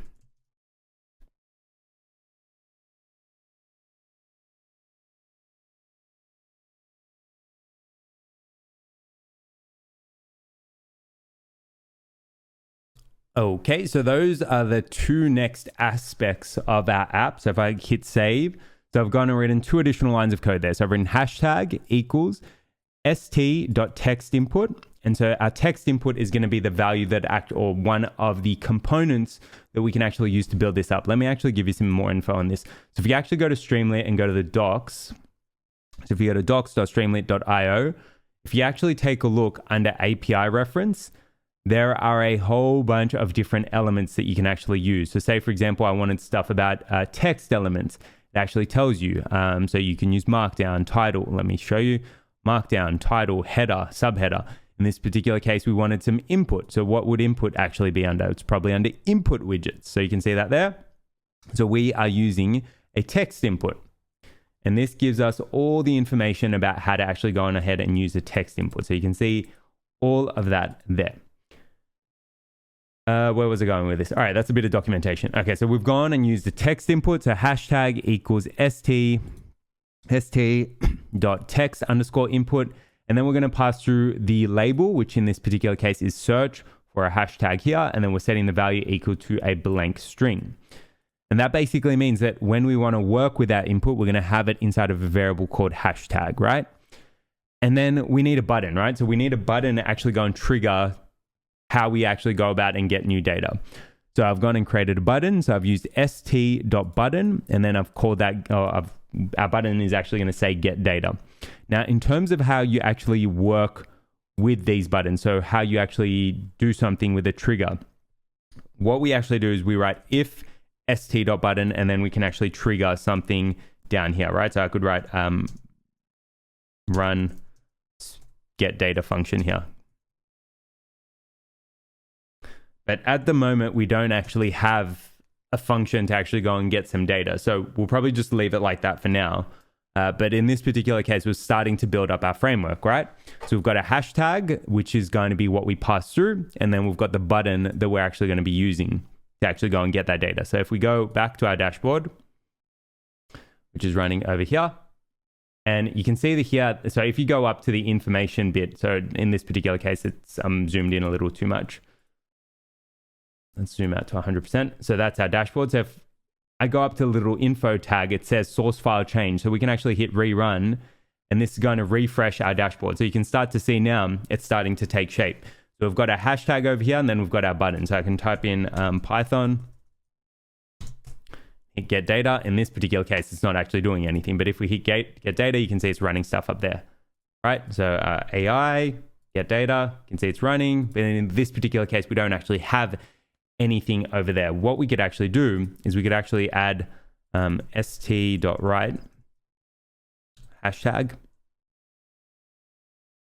Let's try that. It should be that. Let's see if that works. So if we go and rerun, right, so you can see that there it's now actually writing out what we're actually passing through. So if I type in Python, you can see it's changing the value down the bottom. So this at least shows that we've got some way to go and trigger that get data pull, however we might actually go and do that.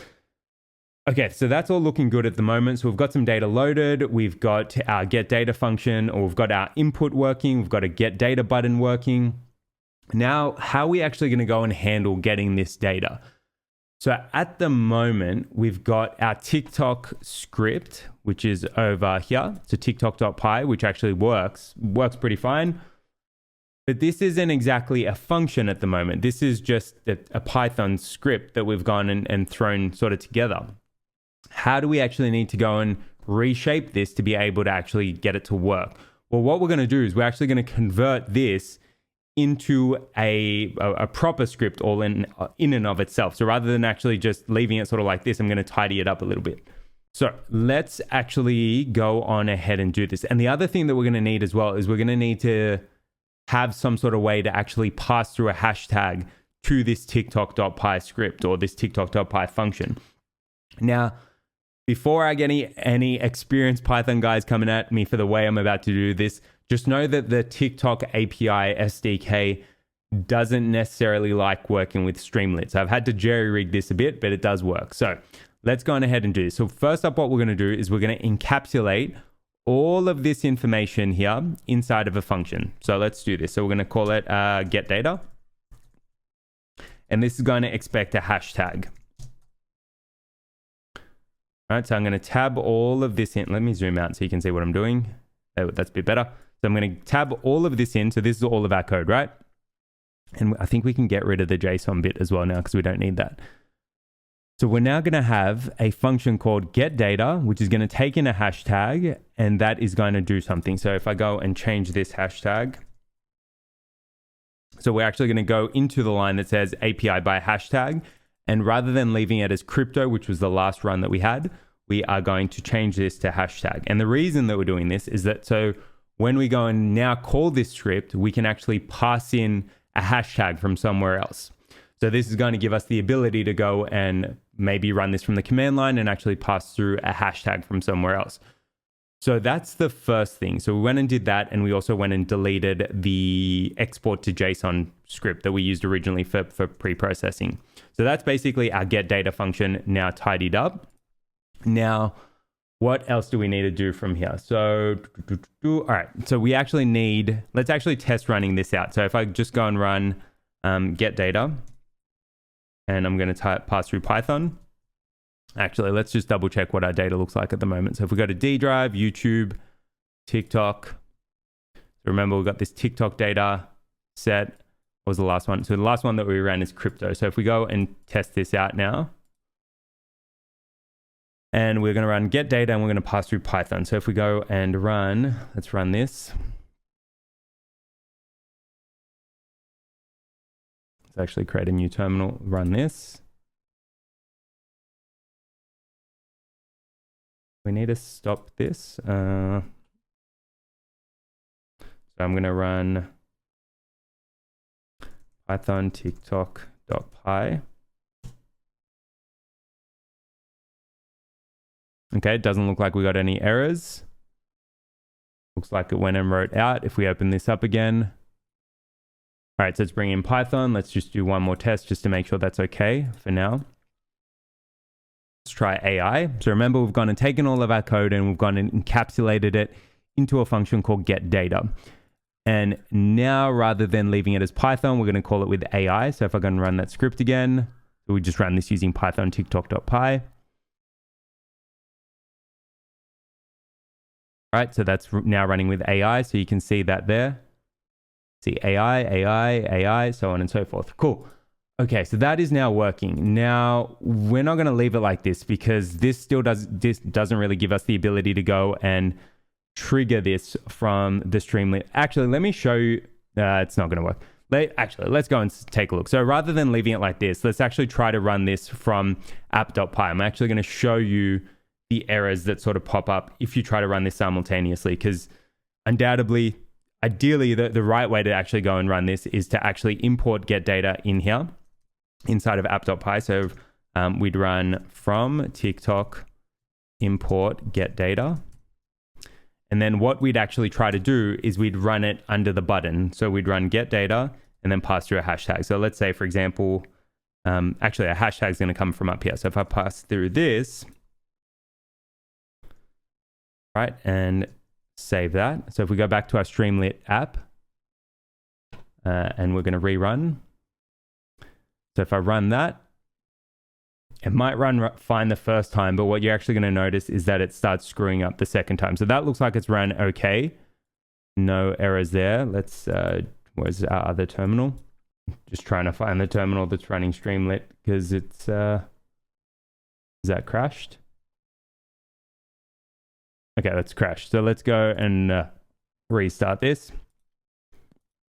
So if I go Streamlit run app.py.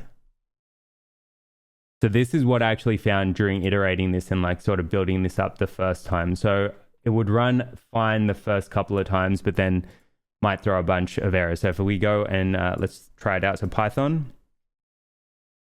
Okay, so that looks like it's fine. It looks like it's printing stuff out. Now, if I go and try to run it again, so you can see that this error is popping up. So greenlit error, cannot switch to a different thread. And this is because of the way that Streamlit runs and because of the way that the TikTok API runs. There is conflicts between the different threads that are running at the same time. But we're not going to stop there. We're not going to let that stop us. There is a way around it that I've managed to work out. So I'm actually going to kill this and hit clear and refresh our Streamlit app. So rather than doing it that way, what we can actually do is run it separately from the command line. So rather than importing our get data function from, or running it that way, we can actually run it from as though we're starting up a new command line. Because running it like this, so Python TikTok.py doesn't really cause any conflicts, right? We can run that multiple times, doesn't seem to throw up any errors. But if we run it side by side inside of our Streamlit app, that starts to cause a little bit, that starts to throw a couple of issues. So we're going to run it as though we're doing this, but we're going to trigger it from our Streamlit app. So let's actually go and start doing that. What we first up need to do is clean up how we actually run this. So we need to create a proper way to, or we need to set up the way that we're actually going to run it. So I'm going to write if name __ equals main. And this is basically checking whether or not we're running this from the command line. And if we're running the main script, what we then go and trigger. So in this particular case, we want to go and trigger get data. If I run get _ data, and we're just going to pass through AI for now. So let's go and run it again. Right, no issues. So let's go and take, AI was the last one we ran, wasn't it? Was it? I don't know. Let's try crypto again.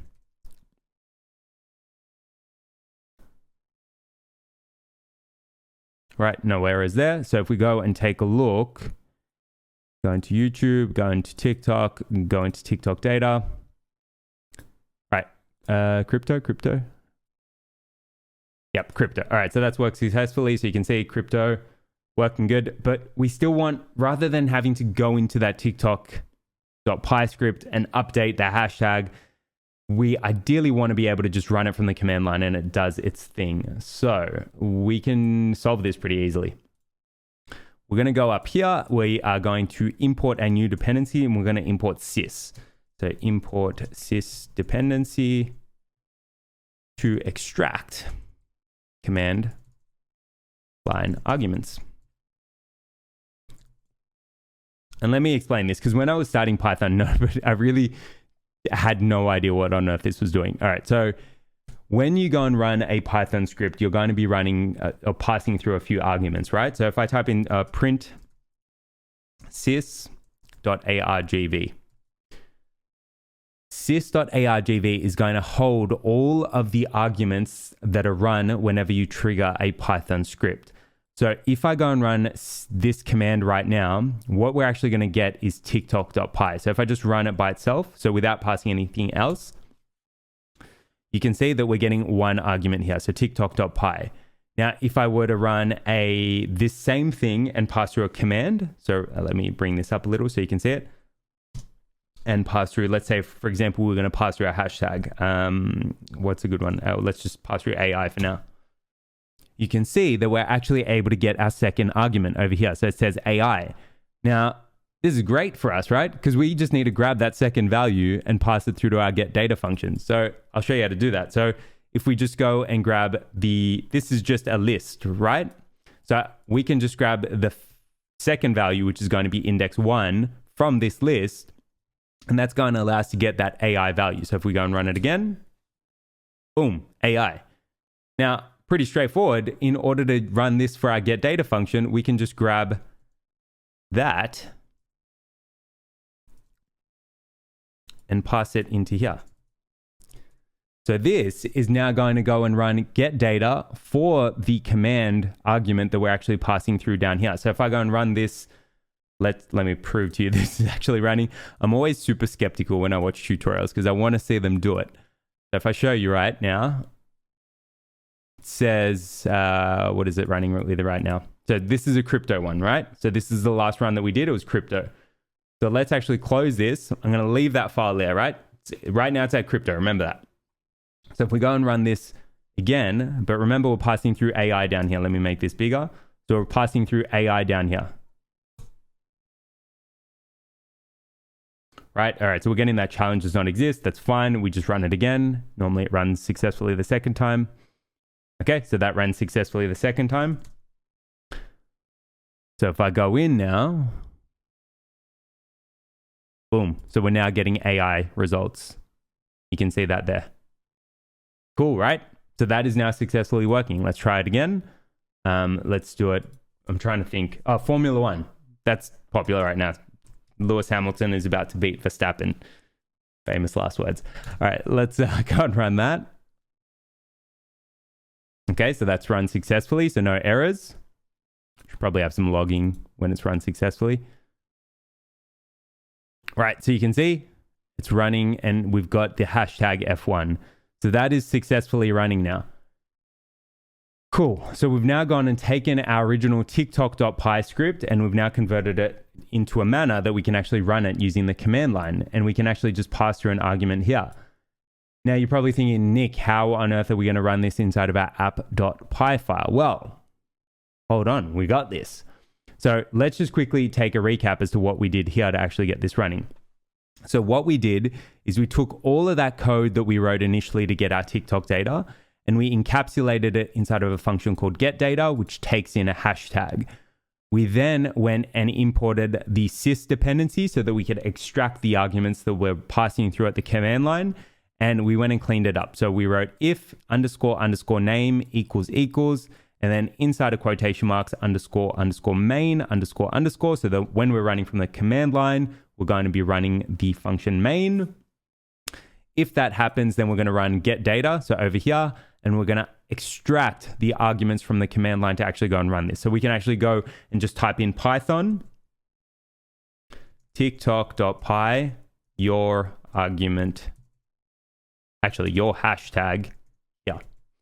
And we can effectively go and run this for any hashtag, right? So as long as you pass through your hashtag here, this is effectively going to go on ahead and run.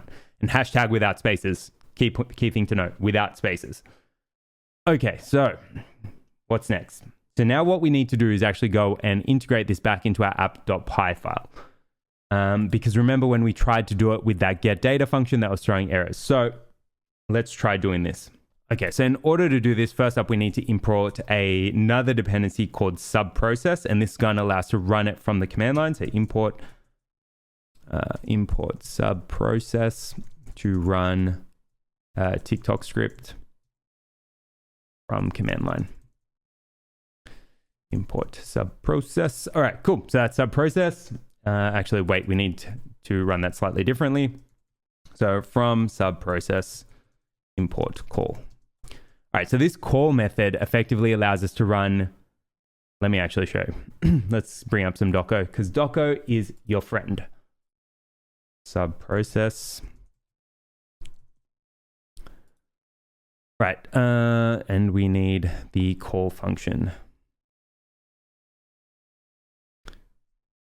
Okay, so down here, you can see this is the call function. So run the command designate described by args. So this basically means that we can pass through a list to this call function and it's going to run what we need.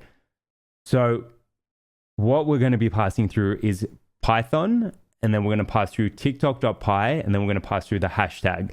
So we can actually go down to here and run call, and then type in Python. So that's our first argument.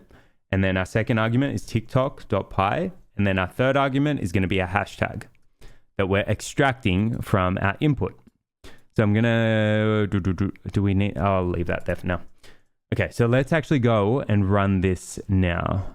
Is our TikTok app still running? I have no idea how to get back to the terminal for that. Anyway. Doesn't look like it's running anyway. That's fine. So we can run Streamlit run app.py. Okay. Cross your fingers, guys. Fingers crossed this works. So we can now type in Python, get data. And that looks like it threw an error. This is a slightly different error. That's fine. Let's try it again. Is this bringing in Python? This is still with the F1 data, right?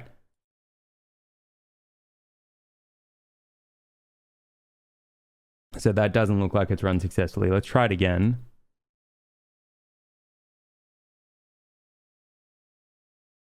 Okay, that's run successfully. So you can see there that we're getting Python now. Let's try another one. AI.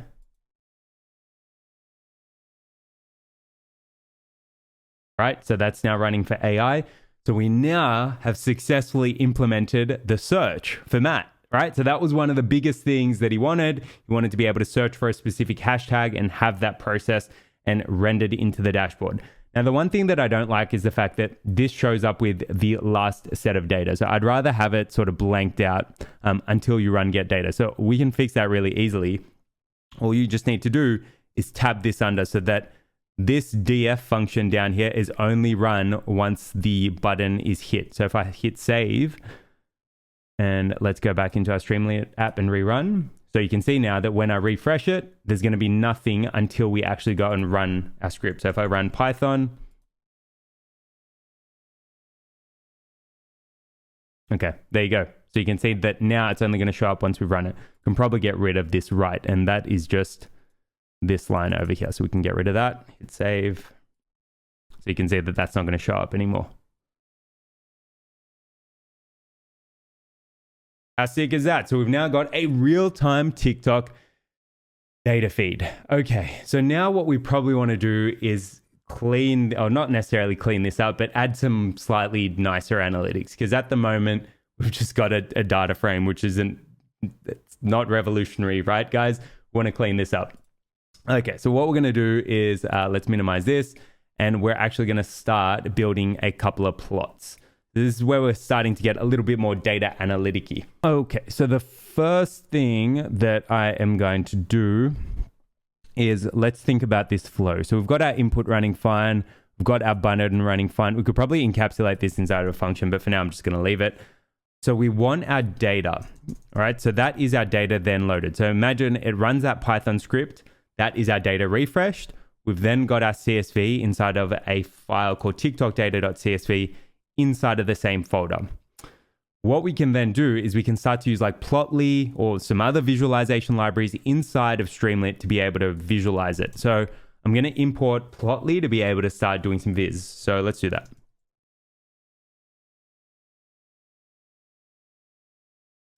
And I just realized we don't actually have Plotly installed. So by me writing this line here, it's not actually working. So let me walk you through the first line.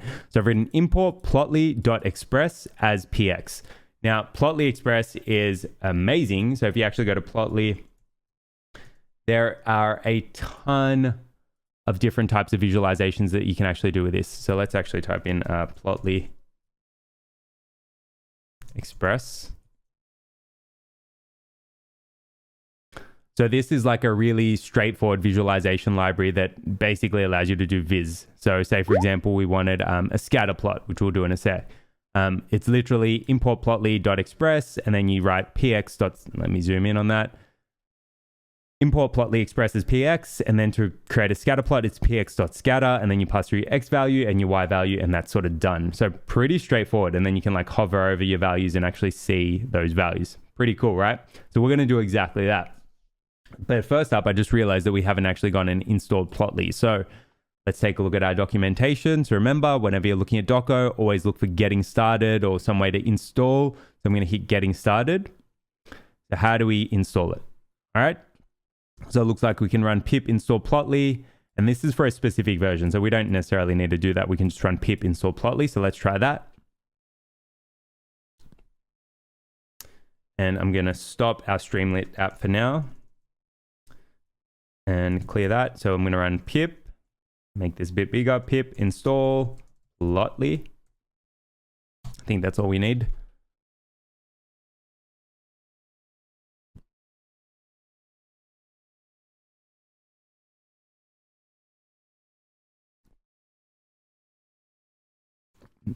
All right, that's Plotly installed, so we can clear that now. So if we go and, so you can see that that error is now gone, right? So now when we try to import it, it's not throwing a whole bunch of errors. So what are we doing? Let's start our Streamlit app again. So Streamlit run app.py. Looks like it's running successfully. We can close the old one. Let's test out our search again. So we're going to run Python, hit get data. Now remember, if you get that challenge error, just run it again. Normally it'll work. All right, so that is our baseline Streamlit app now running, but we are not happy with that. We want to do some viz, and we're going to do viz underneath. So we've got our core function, we've got our data frame function. We're going to start adding in our viz here. Viz here, or Plotly viz here. All right, let's I don't know, let's create a bar chart or something of all the TikToks to begin with. So let's do it.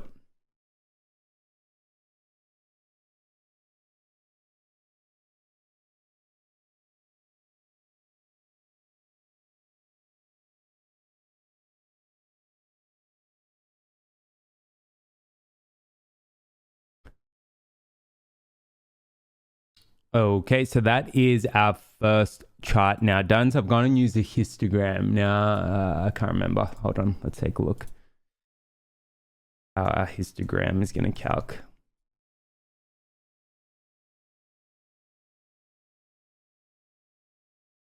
Yeah, so this is going to do a count. Let's see if it automatically does a sum. So what I'm doing here is I've got the data frame. Okay, let's just give it a crack. So I've written fig equals px.histogram, and then I'm passing through our data frame. And then what I'm actually doing is I'm passing through the two columns that I want to visualize. So in this particular case, I've passed through my x variable, which is going to be the description of the tweet. So if I actually show you that at the moment. So it's going to be this column here by let me show you the value. Where is it? Stats. So stats.dig_count. So that column there. So that is going to be our histogram. So X by description, Y, and then stats_dig count. And then I've written st.plotly_chart. And then we're going to pass through this figure. So this is effectively going to take our Plotly chart and put it on our Streamlit app. So remember, we imported Streamlit as st up here. So st.plotly_chart, we're passing through our figure. And then I'm passing through a keyword argument called use_container_width equal to true. So this is basically going to take up the full width of the app. So if I go and hit, if we go and actually just refresh this now, hit Python, fingers crossed, we should get some viz. And there you go. That is our first chart now showing. So you can see that we've got some of our dig count values, and we've got all of our TikTok values. How cool is that, right? I'm not sure whether or not these numbers, no, they look okay. Pretty sick, right? So that is the beginnings of our dashboard. So we've now gone and created our hashtag. We've now gone and created our first visualization. We might want to do some scatter plots as well. So let's do the same thing. So again, it's pretty straightforward to do this. We just go and use the different Plotly Express visualization types, and then we use st. whatever the chart type is and add it to our Plotly chart. So I'm going to add in a couple more and show you how to do these.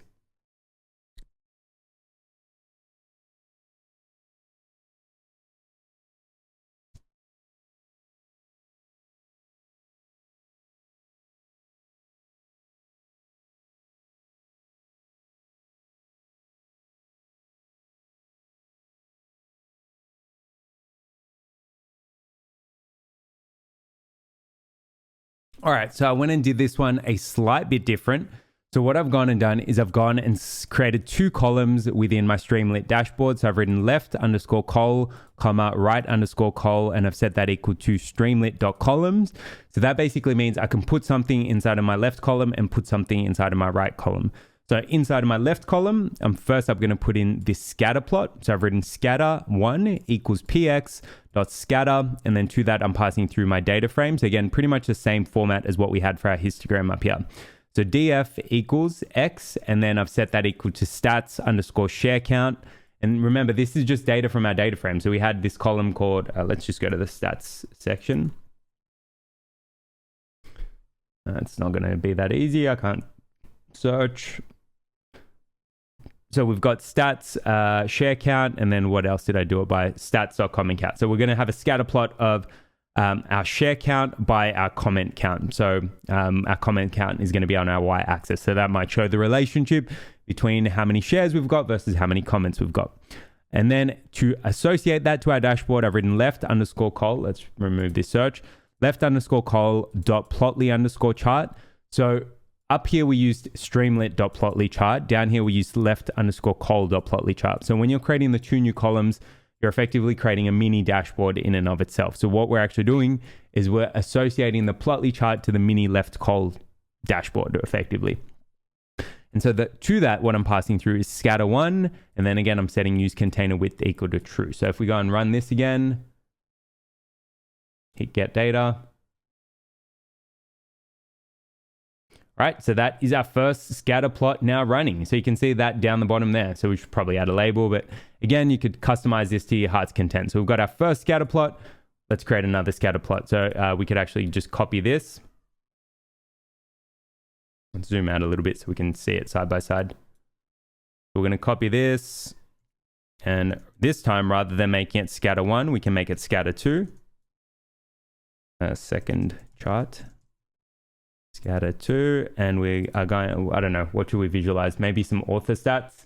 So let's do video count by their heart count. So we've got a whole bunch of additional stats in here. So we've got, and again, you could do it by any columns. This is the world's your oyster, right? Matt didn't specify, so we can throw in whatever we want. At least initially, you're probably going to get new requirements coming through as and when they do. I'm just looking through what columns we got. Here we go, we've got some author stats. So let's do the video count on the x-axis, video count, and then we're going to do heart count on the y-axis. So we're going to do, what is it? I'm trying to author stats underscore video count.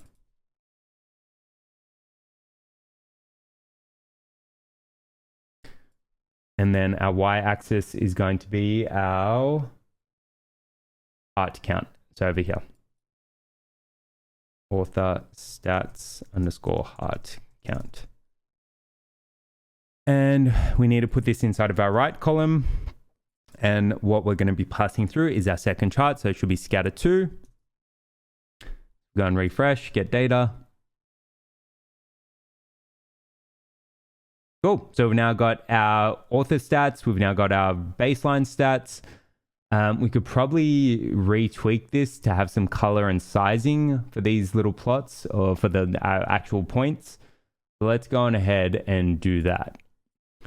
So in order to set the size, we can type in size equals stats play count. And we can also set the color the same way. So color equals stats underscore play count. Then down here, we can set our size. Size equals, what did I use? Follower count.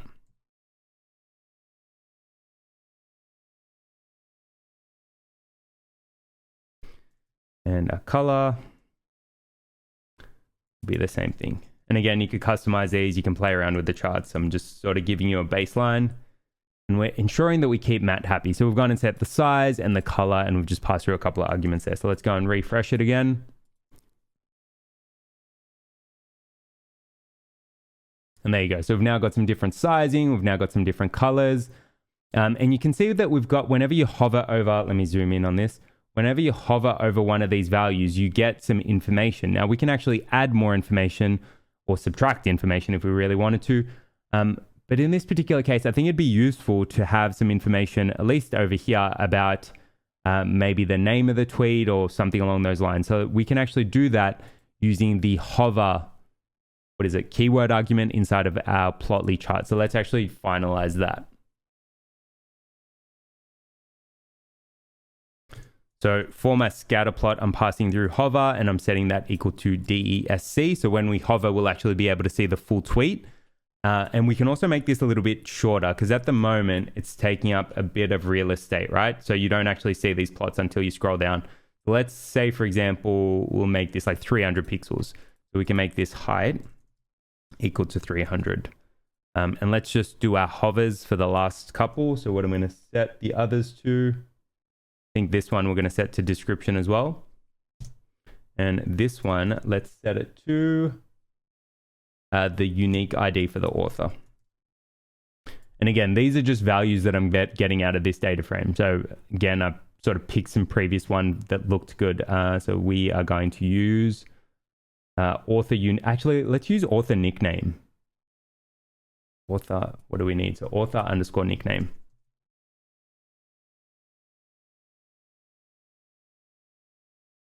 All right, so if we save that, what do we add? So we just added the hover for our histogram. We added the hover for our scatter, and we set that equal to the description.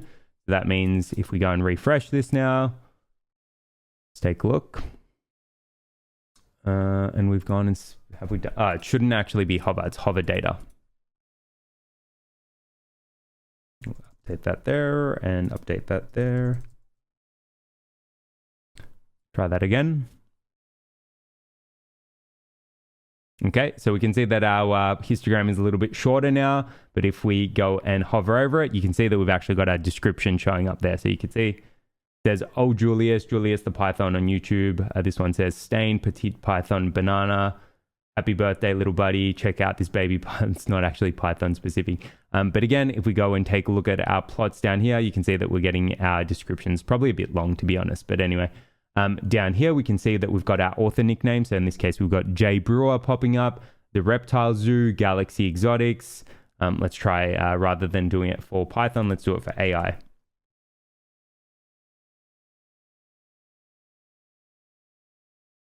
Again, same type of thing. So college humor. Pretty cool, right? Okay, so that is our baseline dashboard done. So, I mean, I probably went through this a little bit faster than I would have liked, but you can start to see that in order to use Plotly Express, all you need to do is pass through the X value and the Y value, and these are just values from your data frame. So the first value that you pass through is your data frame itself, so what we had from up here. Then you specify what you want your X to be, what you want your Y to be. If you're using like a 3D scatter, then you can pass through, let me actually show you. If you're using a 3D scatter, let's search for 3D scatter.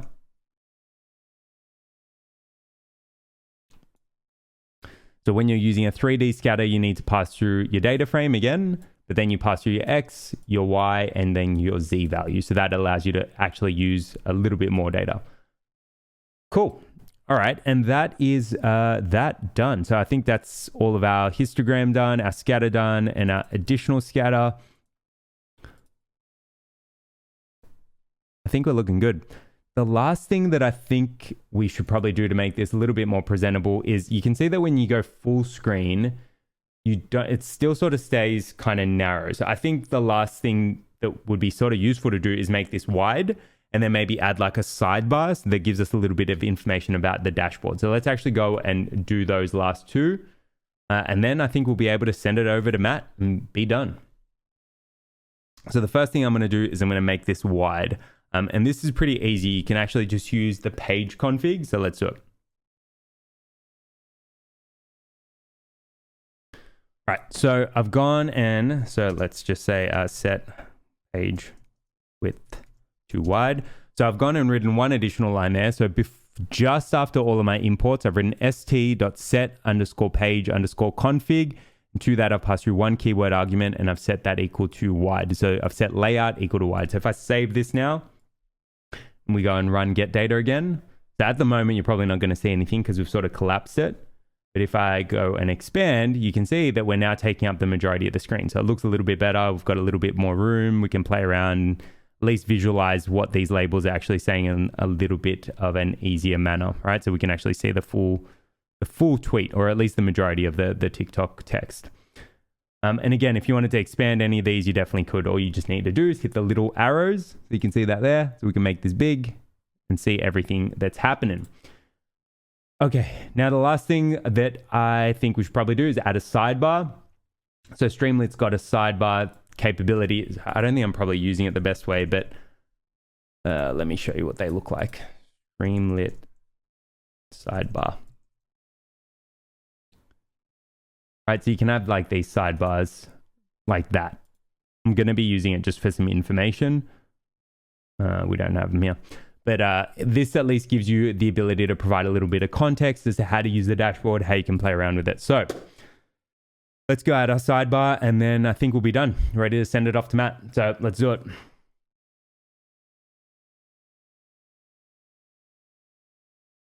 Actually, before we do our sidebar, I actually want to include a logo of TikTok in there. So I'm going to go and find a TikTok logo. Let's just make sure we got a transparent one. Oh, I closed it.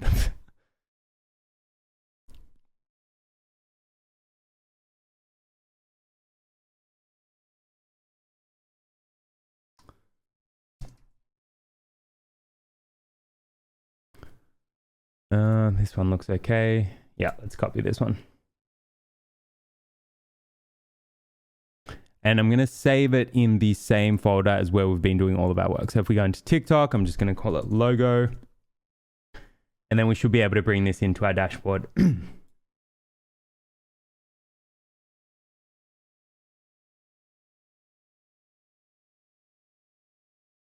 Okay, so let's go and write this up.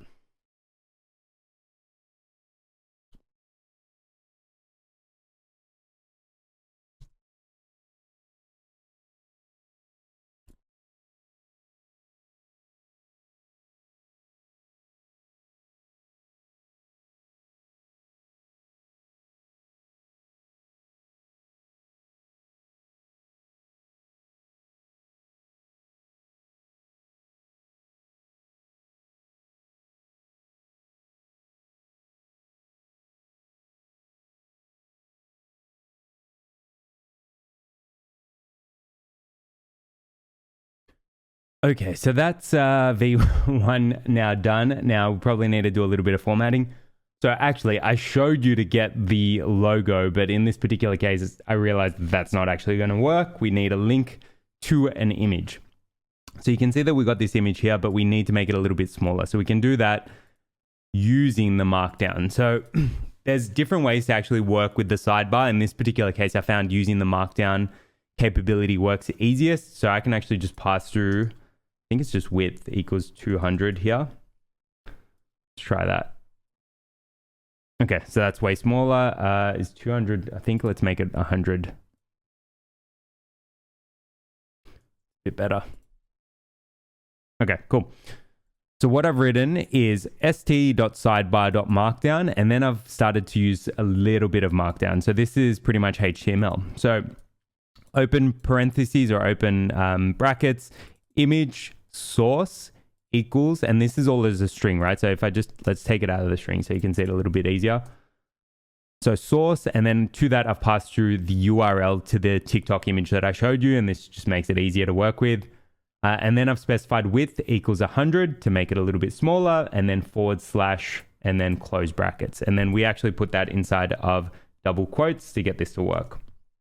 And then I've written unsafe_allow_HTML equals true to get our TikTok image. Now, if we wanted to, we could also add in a, let's add in a title. So if I type in H1, I think it's H1, yep. And we're going to set our style. This is so difficult to read. H1 and then style. How do I make this easier to read, guys? Let me write it in a second line and then I'll show you. All right, so H1 style equals, how do we do this? It's in parentheses. So display, and then it is inline dash block. And so this is really just HTML when you think about it. And that's what Markdown is. It allows you to use HTML inside of your Markdown code. So H1 style, and then this is going to be our title. So we could call it TikTok dashboard. Because right now we've just got the logo. So if I show you, that's just the logo. We want it to say, I don't know, TikTok analytics. Matt will love that. Okay, so if we grab that, and then I think that's it. Yeah. And then if we paste that just after our logo and make this single quotes and hit save, let's see what that looks like. Okay, so it says TikTok analytics. I don't know why it's not picking up the H1 tags. H1. Maybe put it inside of a separate div.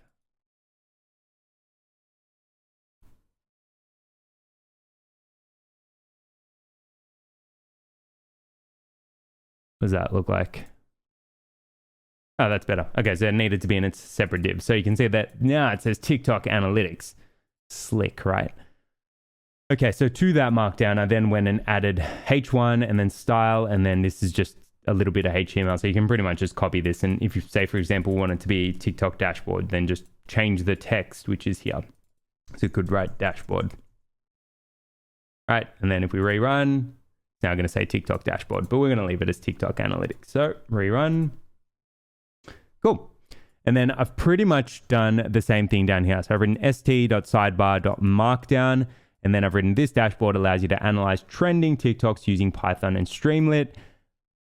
And then I've written st.sidebar.markdown, and then to get started, and then I've just used an ordered list and some list items down here. So that gives us the ability to give some instructions to our potential users. So I think I can actually get rid of that. So hit save, and you can see that basically just reads out to get started, enter the hashtag you want to analyze, hit get data, and then get analyzing. So if we hit save now, I think that's pretty much everything now done. So let's go on ahead and rerun it. So you can see it looks pretty good, right? We can close all of this stuff. So let's type in AI. I know you could also add some searches and stuff on the side. And there you go. There's our AI dashboard. How cool is that? So that effectively gives Matt and his team the ability to actually go and analyze some TikTok data. So if we wanted to say, for example, I don't know, Formula One, Let's actually type in Red Bull Racing. I don't know if that's a hashtag. Might be nothing there.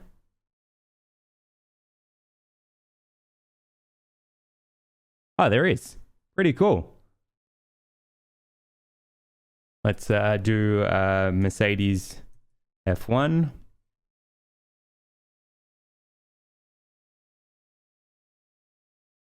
There you go. So it's coming up with Mercedes there. You can even see it. Pretty cool, right? So we can obviously expand this, do some more analysis. Hamilton runs over his mechanic. Classic Vettel. But you can start to see that we've got a whole bunch of analytics at our fingertips here. And that's pretty much it. So what the last couple of things that we went and added to our dashboard. So we obviously went and created our sidebar. And really we can just write whatever we wanted here. If you didn't want to write this, you could write whatever you wanted. We also went and added our different plots. So our scatter 1 and our scatter 2. We went and split our columns. And that about wraps it up, guys. So we can now go on ahead and show this to Matt, or I don't know, create a screenshot, get him over to our desk. If we really wanted to, you can actually deploy these as well. But I won't be going through this right yet. But you can actually deploy these apps or deploy them to Streamlit Cloud as well. But that, in a nutshell, is how to actually go about building up your TikTok analytics dashboard. Let's shoot it over to Matt.